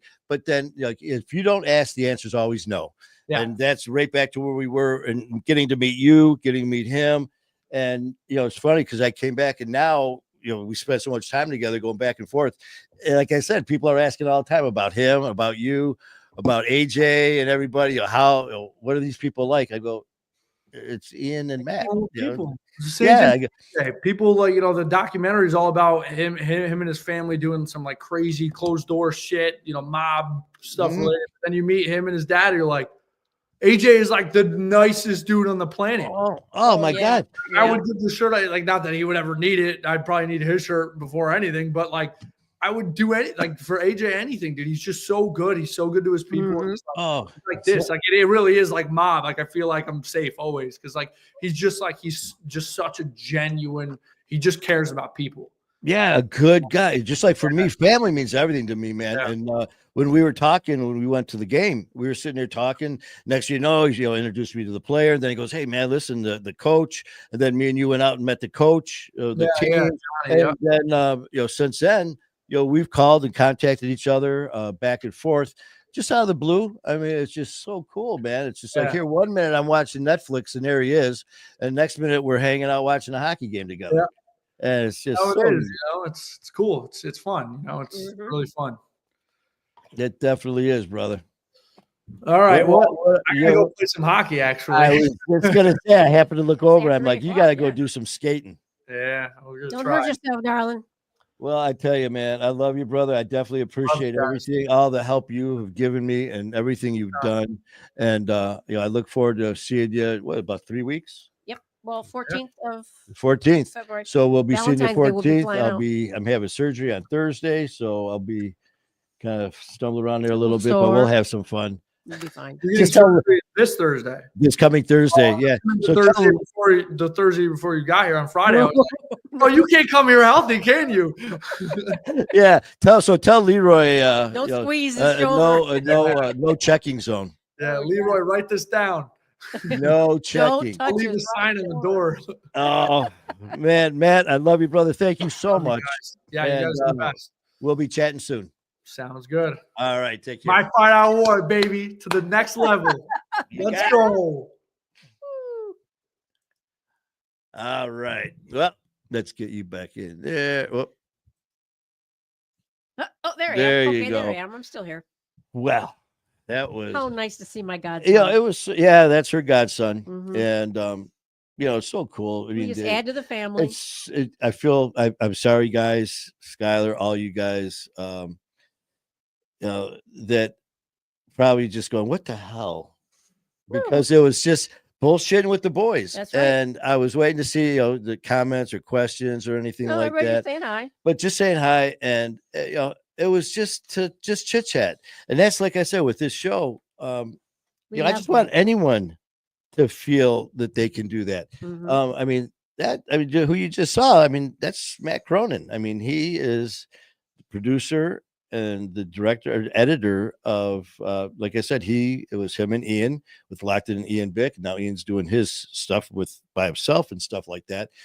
But that's like his guy. And for him to Allow us to use say, it. listen, it means so much to me, and I don't take this lightly, man. For Ian to extend that offer to me that he did means the world to me, man. Mhm. And not only that, but for Matt as well. And like I said, me and Matt, just like me and Ian, as soon as we met, just like me and Skylar.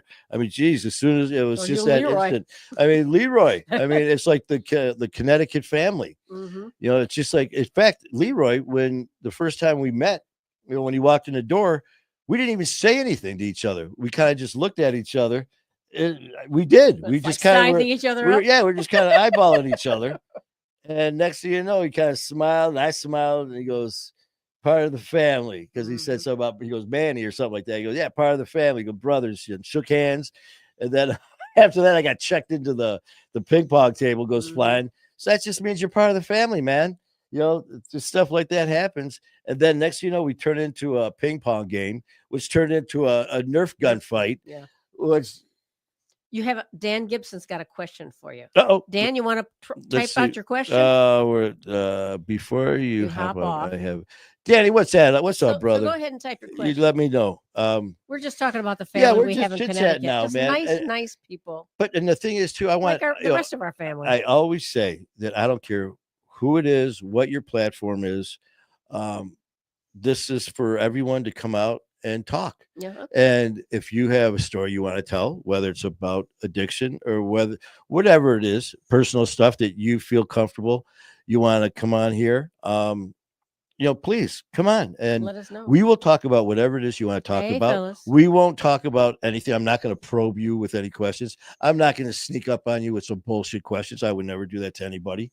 But if there's a topic that you feel would be beneficial to help someone, this is your show. This is my fight, our war.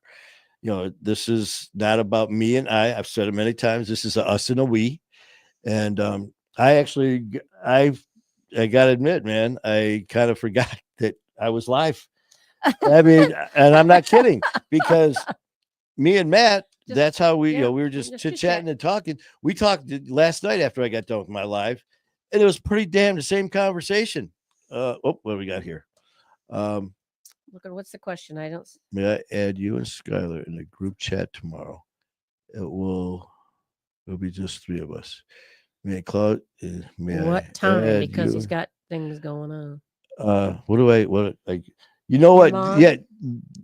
Yeah. I've got some Family commitments stuff. already Yep. throughout the night, and I've got other business stuff throughout the day. But What time? let's let us know what time you have. Does Danny have your information? I don't know. I guess he could message me. Message OG, and she sets up everything because I screw everything up.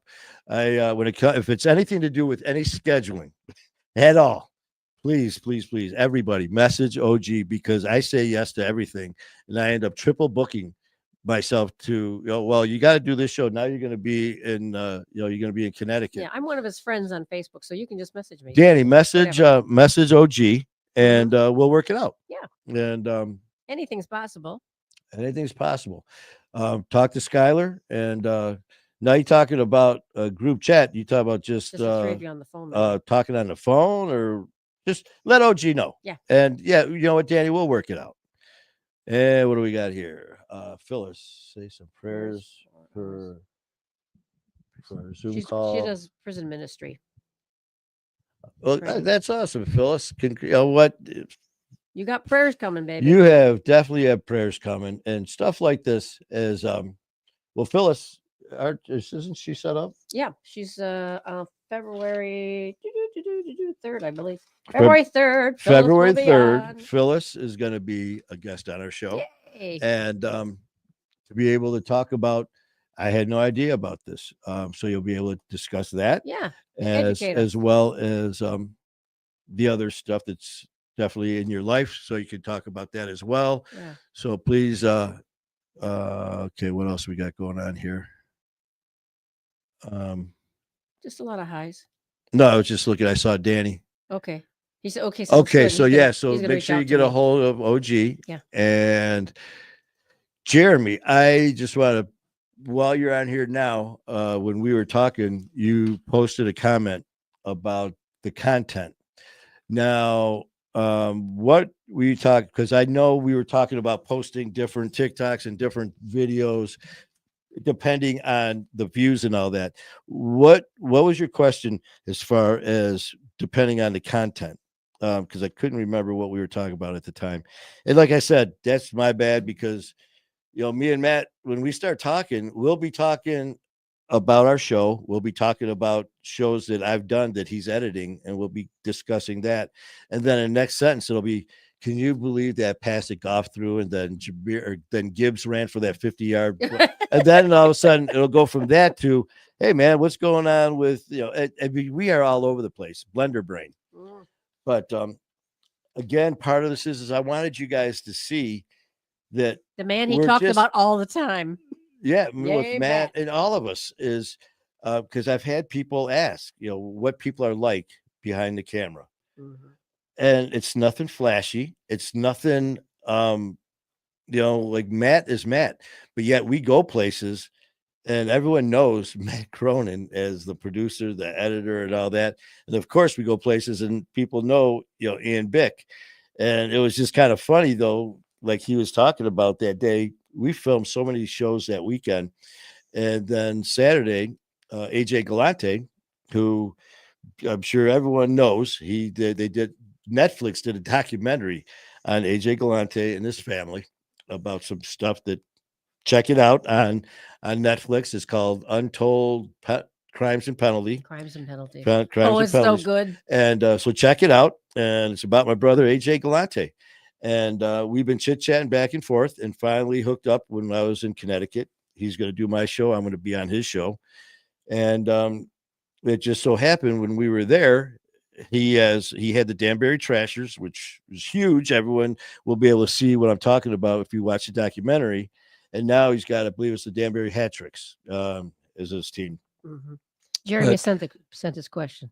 So as far as the views. Oh, wait a minute. I'm sorry. Remind me to get back to AJ. Does it seem that certain topics gain more views? That probably would have been a better Matt Cronin. Well, yeah. I mean, it's actually is kind of strange watching it, because now, even though he's the producer and editor, I kind of try to pay attention to gear what's hitting and what's not, so I can try to gear my content a certain way and not change it, but maybe use a different approach to that same thing in a different way.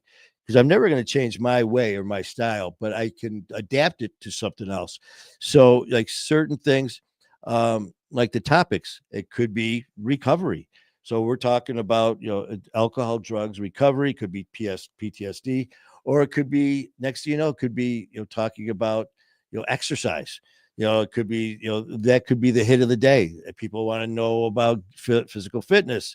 It could be talking about Pilates. It could be talking about yoga. It depends on what's popular at the time. Mm-hmm. You get something that hits, on TikTok, someone's going to put some video out there that's something out of left field, man. And it's a hit. Well, next thing you know, you're going to see other people kind of trying to mimic it a little bit.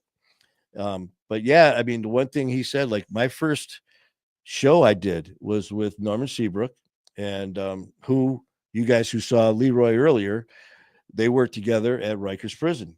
And the very first one I did with Norman Seabrook, our first TikTok video is at 1.6 million. Yes. Our first one. And if you get like 1,000 or whatever it was, that's a lot. I can't remember the exact numbers between the two. And we're at 1.6 We're at 1.6 million. The YouTube videos, if you get 100, that's good for your video. Mm-hmm. Our first one did 27,000. Mm-hmm. The likes on TikTok, I can't remember what it was. I think we're at 188,000 now, and it's only been a few months. It's only been December, January. So we're kind of hoping TikTok hangs around. November. It's 3 months that we've been, working with Matt now. Yeah. It was October. We were there. September, November, September 20th, we went out. November 1st, we went out. Well, but the second one we went out just to talk business then we had dinner with Michael, and that's when we talked with. That was in July? No, July was the very first one I did his show. Okay. The next visit was when I did Coach Dave's show, but we just went to dinner because we were talking logistics about me and Ian doing shows together. Yeah. So We've been there so often now.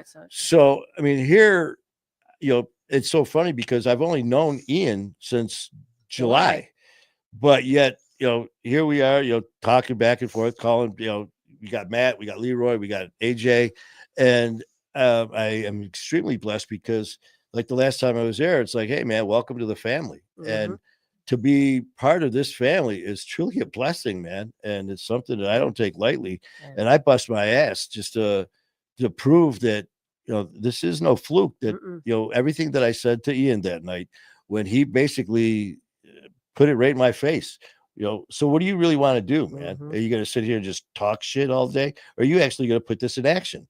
Because up until then, I was just talking because I didn't really know what to do. The whole time we were talking, as I'm telling him this, here's Ian just texting away. And he's not a big texter. And by the time we got done talking, he goes, take this number. This is, a producer, editor, Matt Cronin. I told him about you and this, and this. I called him, I think that night or the next day. And next thing you know, we're on the phone for an hour and we're just laughing and joking, told him what I wanted. He told me what he needed. I had everything he needed by within 12 hours. And he said, most people, it takes weeks and weeks to get that He goes, that's when I knew that you were serious about this. Mhm. And not only that, but he said that the endorsement that really helped is Was Ian's. when Ian told him, he goes, listen, I'm going to start doing lives with Manny. I'm going to start doing this, this, and this. And he's like, Ian doesn't do that, man. And he goes, so that really said a lot. And it's something that I'm very proud of, man. Okay. And Now, I AJ appreciate it. Galante. You want to be reminded? Oh, yeah. AJ Galante. Please check out his What's it called again? documentary on Netflix, Untold Crimes and Penalties. Crimes and Penalties. And it's all about AJ and his dad and the Danbury Trashers hockey team. AJ growing up. And then when I found out about hockey and he found about me, man, it was like, oh, man, we were just like, that's it. So, we met up and just, again, it was just like another family member. There we were. We have a great picture. Oh, yeah. There's a picture of, we're in the hockey rink. We're up by. You posted that at all? I should. If think not, I you did. will. It's I'll post it. There's a picture of There's me, a couple of them. AJ, Ian, and Matt, and just the boys, man, just sitting there. boys. And I had so many compliments on that picture. People were calling in. They're like, man, that's AJ. That's Ian. That's Matt. And I was like, I'm in there too, guys.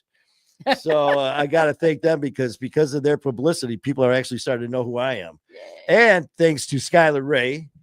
And because of course everyone Wednesdays. knows Skylar Ray, King Handsome, and Mhm. Kalichi. Yeah. So I get to jump on my 5 minutes of fame because of my brothers. So I appreciate you guys. Your family's growing every day. What do we got here? Man, we've been on for like 3.5 hours, I Yeah. think. Yeah. I thank God for what and how He is using you, healing and restoring you. This. That God is using you. You're working for Him. You're working for God. I got to punch in. Yeah. And but I appreciate it, Jeremy, and I'm looking forward to talking to you. I know that. Did you already take care of that? OG's taking care of that. Yeah, we got Jeremy set up. I got a picture. Who are you talking to? See, that's what I mean, Jeremy. talking That's to? why she handles all this stuff, and I got the easy job, man. I talk into this, look into there, and sometimes say something kind of funny. Tell him I need a raise. Yeah. We got the Stephanie's new mama. On. Stephanie's on. I hope Stephanie. Gunner's sleeping. We got congratulations to Stephanie, who had a baby boy, 7-pounder, 20 inches. 20 and a half inches, I think. How's that for a memory? Huh? Congrats. And his name is Gunner. Yay. Awesome name. And why is that, you say? Because that's my biker name. Mhm. Everyone knows me in the biker world as Gunner. Mhm. And that's That was for a Stephanie. Different life ago. Stephanie from Danny, how are you and little man? Oh, yeah. And that same question goes to you and Katie and your family. Hope you guys are well. But yeah, like I said, guys, I know this was definitely a different show. Yeah. Just like listening in on somebody's conversation. It literally a telephone was. call. And like I said, I do OG needs a raise. Here, here we got to put that out there.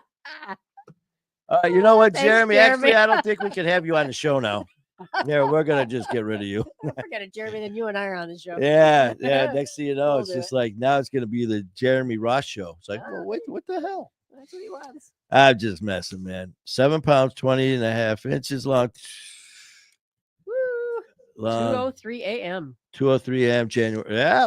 There Well, you go. Those are the stats. welcome to the world, Gunner. Yeah. That sounds weird. Welcome to the planet. No, it just seems weird. Me What, saying, to cool call somebody else Gunner? yeah, it's like that's me. Yeah. Well, okay. Okay. But yeah, like I said, I do apologize for. No, I don't. Twice. I Apologize don't for what? apologize. Yeah, it was about this show tonight because there's a point to it as well, and that's just to show you guys that That he really does have a producer director. I really, yeah. Everyone knows Matt Cronin, and here they're like, you're just name dropping. You don't know him. Just like Ian, you don't know Ian. Beck. So it's like I got a picture that I photoshopped myself into. With he and his dad and me having Yeah, dinner. it's like my arms around him, and I've got like 8 fingers on this hand. It's just like, Photoshop is but good. no, man, because I like I said, I've had a lot of people ask questions and stuff. But this is regarding our show. To come on, share your story. I feel like we're doing like a marathon. Yeah. Yeah. And so it's only 9 o'clock. We got another couple hours. Oh my God. So what do you guys want to talk about now? How about we let them have some rest? It's Friday night. They can go watch a movie. All they got to do is not watch.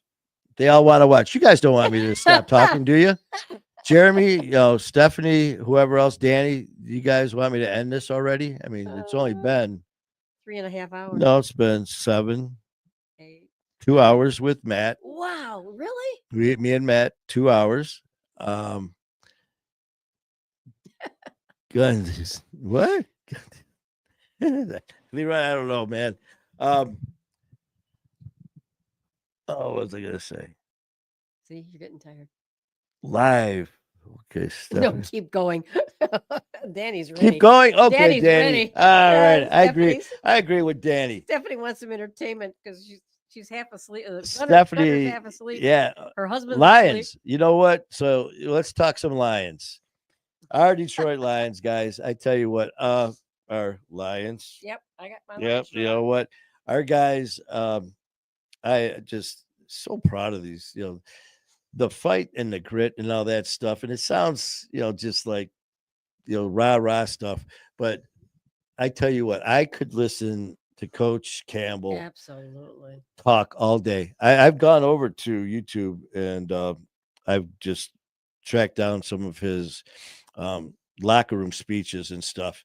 And there was that one where I think it was during Hard Knocks or something like that, when he was brought to tears because he was doing some crazy shit. I mean, had them in pads and they were hitting. It was either before regular, it was like practice, preseason, all that stuff.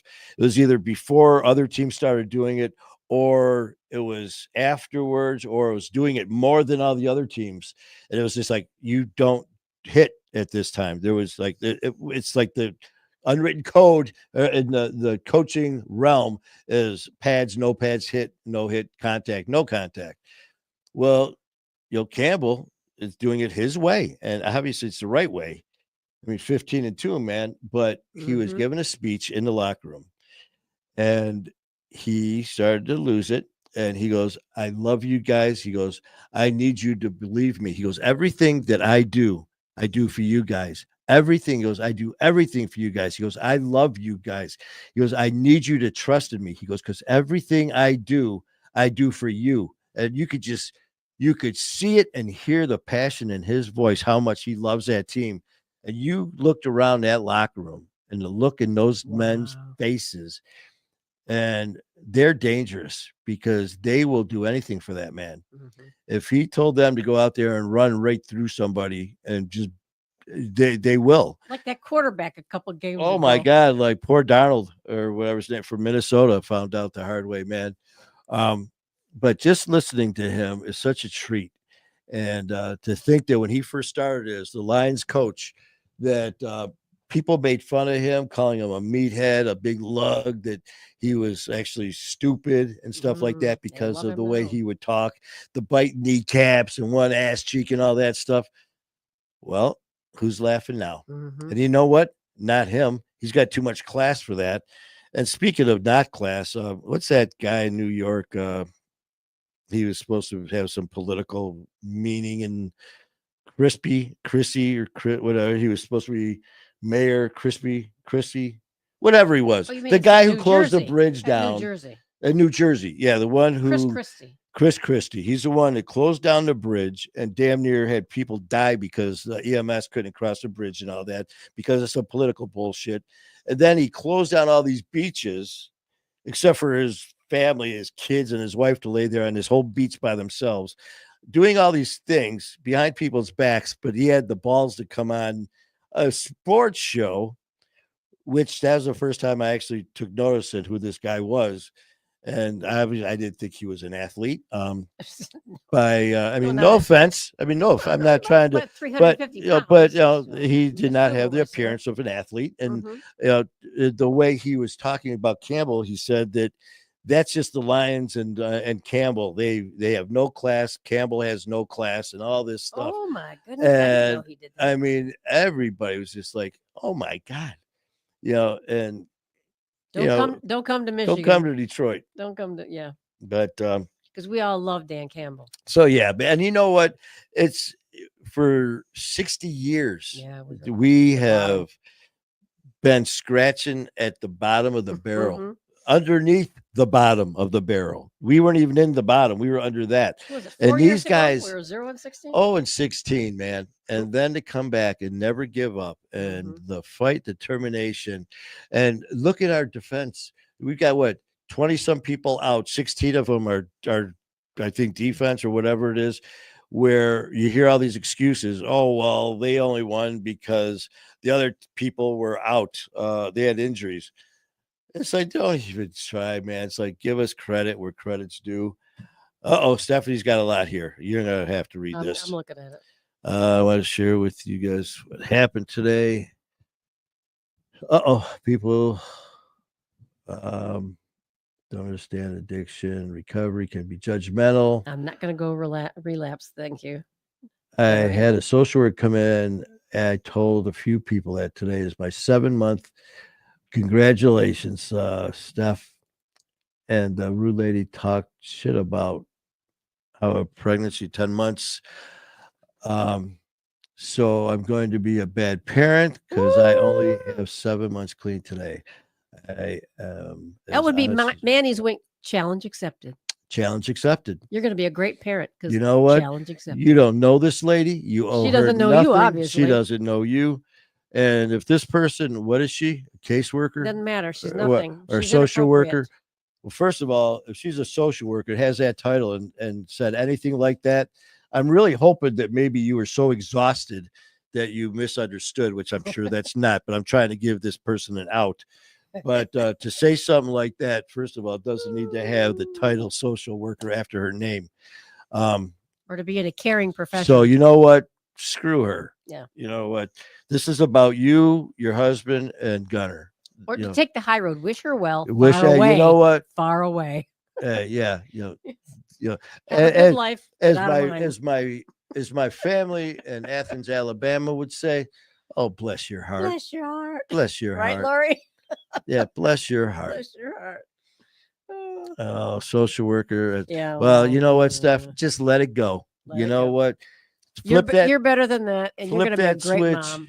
Flip that switch and think of all of us who have been saying nothing but praise and love for you all these months. Just think about that. Don't give this woman, don't let anyone have the power to take this beautiful day away from you. This is about that beautiful baby and that you brought into this world, not some social worker who doesn't know or ask for no hole in the ground. She's giving her a report to the Child Protective Services. What the hell? What's that? The social worker is giving a copy of a report to the Child Protective Services. You know what? We're praying for you. You'll be fine. Yeah, praying for you and then praying for this lady. Yeah, really. You know, because she actually needs it. Yeah. I mean, there's a right way and a wrong way to handle stuff. That's all I'm going to say. And so put your pistol down. Yeah. That's Lori. She's great. Oh, you got Aunt Lori. Oh yeah. Sure. I tell you what, don't mess. Sister, my Alabama sister. Don't mess with Lori. I tell you what, she, especially if you're family, man, she will. She'll stand up for you, as I found out. That you don't have to be present to have her watch your back because she has done it, and I appreciate it. Yeah. Oh yeah. Leroy, let's see. Give her hands under your chin and say if I can. Oh, I love you, Leroy. And speaking of Leroy, let's give Leroy props again. Yeah. Make sure you check out Leroy over on YouTube at Leroy Ebron's house. That's right, all one word, Leroy Ebron's house. And check him out on YouTube.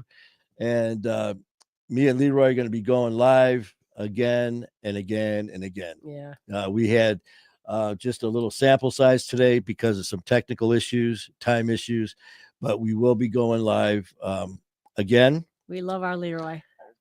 We love us some Leroy and Carol and everyone else at our family. And you can call if you need to.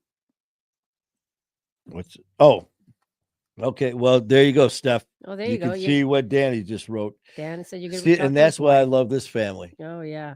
Why? Because I could sit here and ramble for 2 hours, and some of you are still here. So to that, I say thank you, and I'm sorry. Yeah, but I keep going back to I some people will talk shit on their show, and for followers and for views and all that, and not quite be everything they say. But from day one, I've always said, man, that these shows this is about you guys, and if we And everybody's got a story. yeah, I mean, it is So if you've good. got a story you want to share, hit me up. Hit up OG. Yeah. Not me. I swear to God, because I think it was Jeremy I was telling earlier. Then I was supposed to do Justin's or someone's show.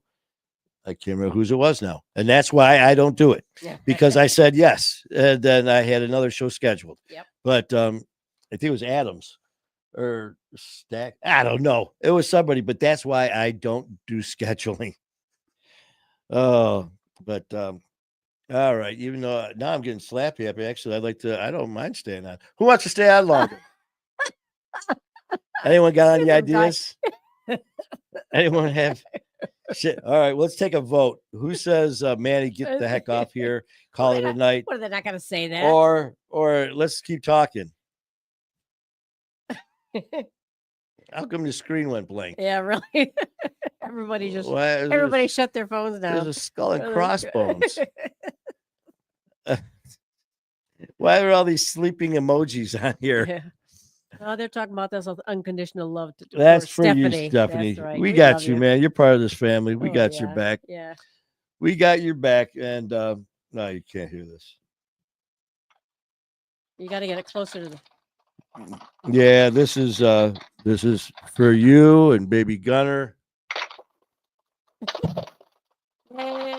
I don't know if you can hear that or not, but It's applause if you can't hear it. that's applause coming on. And this is for OG. Yeah, thank you very much. That's what I get instead of a raise. Yeah, she wants more money. So I say, and then she goes,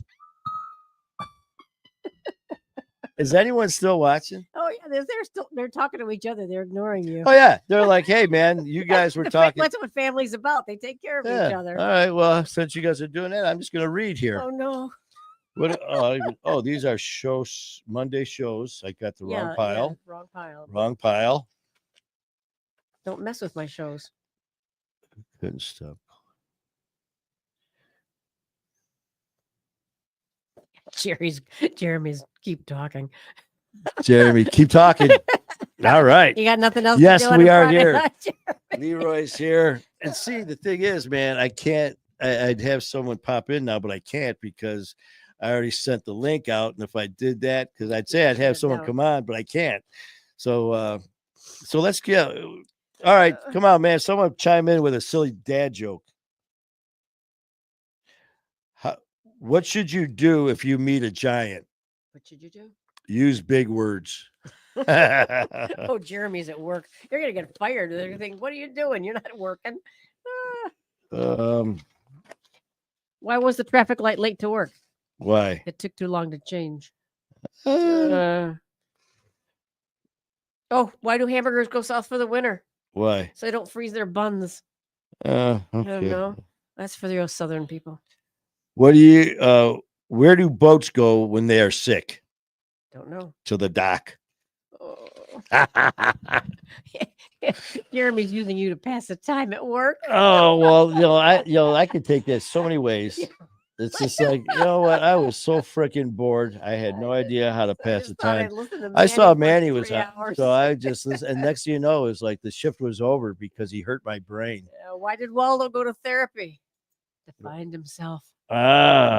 You could always create a new link and go live again. Oh.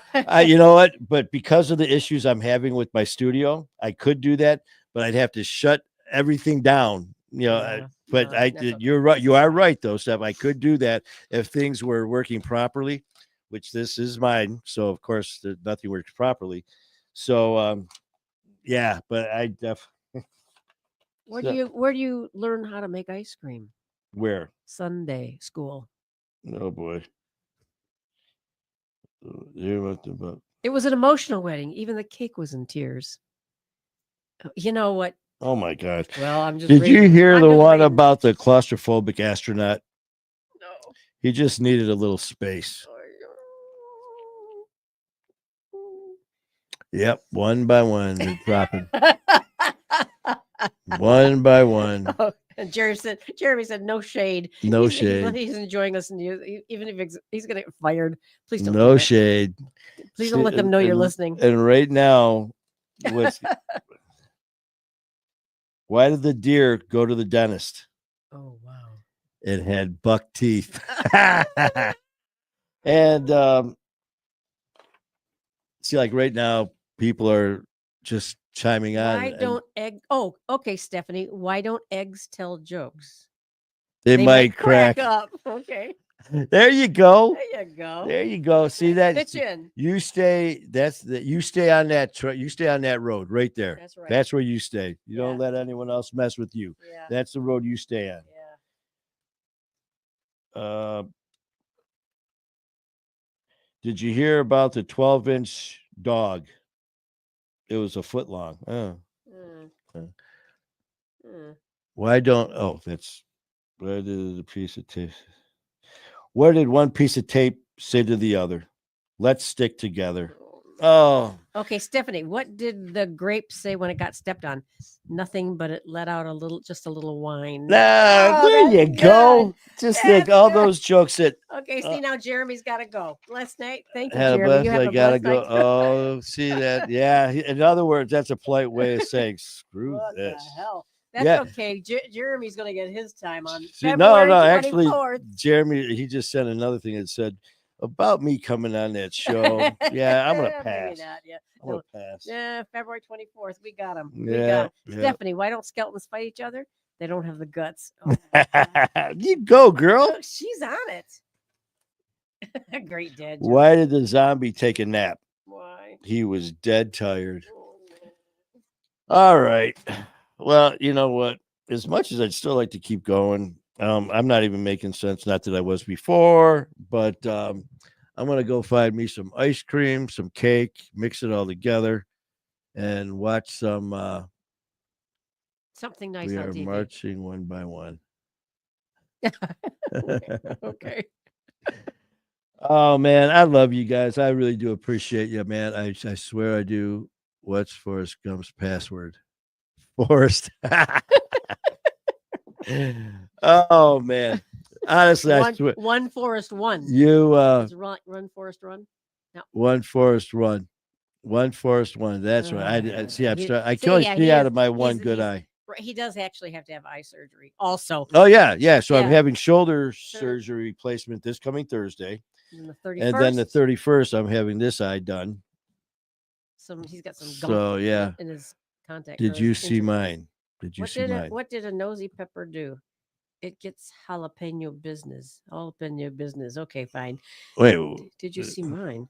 Danny. What did you send a joke, Danny? Did you see mine? What did I miss here? What is? Oh, Where? what what did the ant say while crossing the road? What What? did he? Did he You answer it didn't already? answer it. Answer it, Dan. Come on, Danny. Come on, Danny. What did the ant Ant say say. while crossing the road? Did you see mine? That's the joke, but that's not the answer.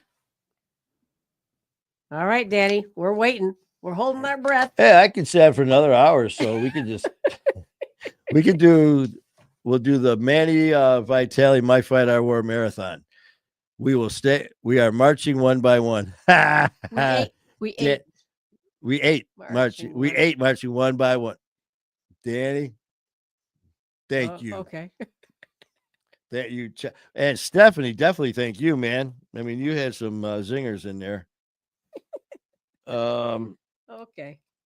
What do you call a happy cowboy? A jolly rancher. Oh my God. You know what? I just saw it just said that there was one more viewer popped on. If that happens again, I might have to stay on here. Don't make me do it. I will. I'll stay on here all freaking night. Yep. We'll go we'll do a little marathon for all the people who have graciously stuck around. And Why do birds fly south? Because Why? it's too far to walk. oh, Okay. but it is cool though. I was talking with Matt before about because he actually had some people that were there. I can't remember who in the heck it was. If it was some of oh, Daddy's tapping out. He says, "Good night, good night, brother. Have a good night." Good night, darling. But Good night, Katie. Matt said that somebody after we left, they were asking about me. They said, "What's up?" They were asking what I was like. It was just like I can't remember who it was because they were gonna either do the show or wanted to come on the show, but it was just funny because and Matt's like he's the same asshole as he is when he's on the air and he's on camera. I'm like, oh, thanks. Did you Matt. want to read? Leroy wrote one. You want to read it? What we got here? Can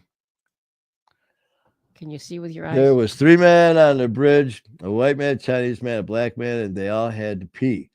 So the white man started peeing and said, "Wow, it's breezy out here." And Chinese man said, "The river water is cold." Black man said, "Pee, and the river water is deep too." Okay. Leroy. Okay, Leroy. We love you, Leroy. My brother, Leroy. Tell the pooches I said, love you. Carol, have a great night. Leroy, I'll see you. I'll give you a holler this weekend and Yeah. we'll set something up. Jeremy, you're already gone. For the rest of you guys, Stephanie, congratulations. Danny, Katie, everyone that stuck it out. Thank you. And we will be talking again soon. Love you guys. Bye, guys.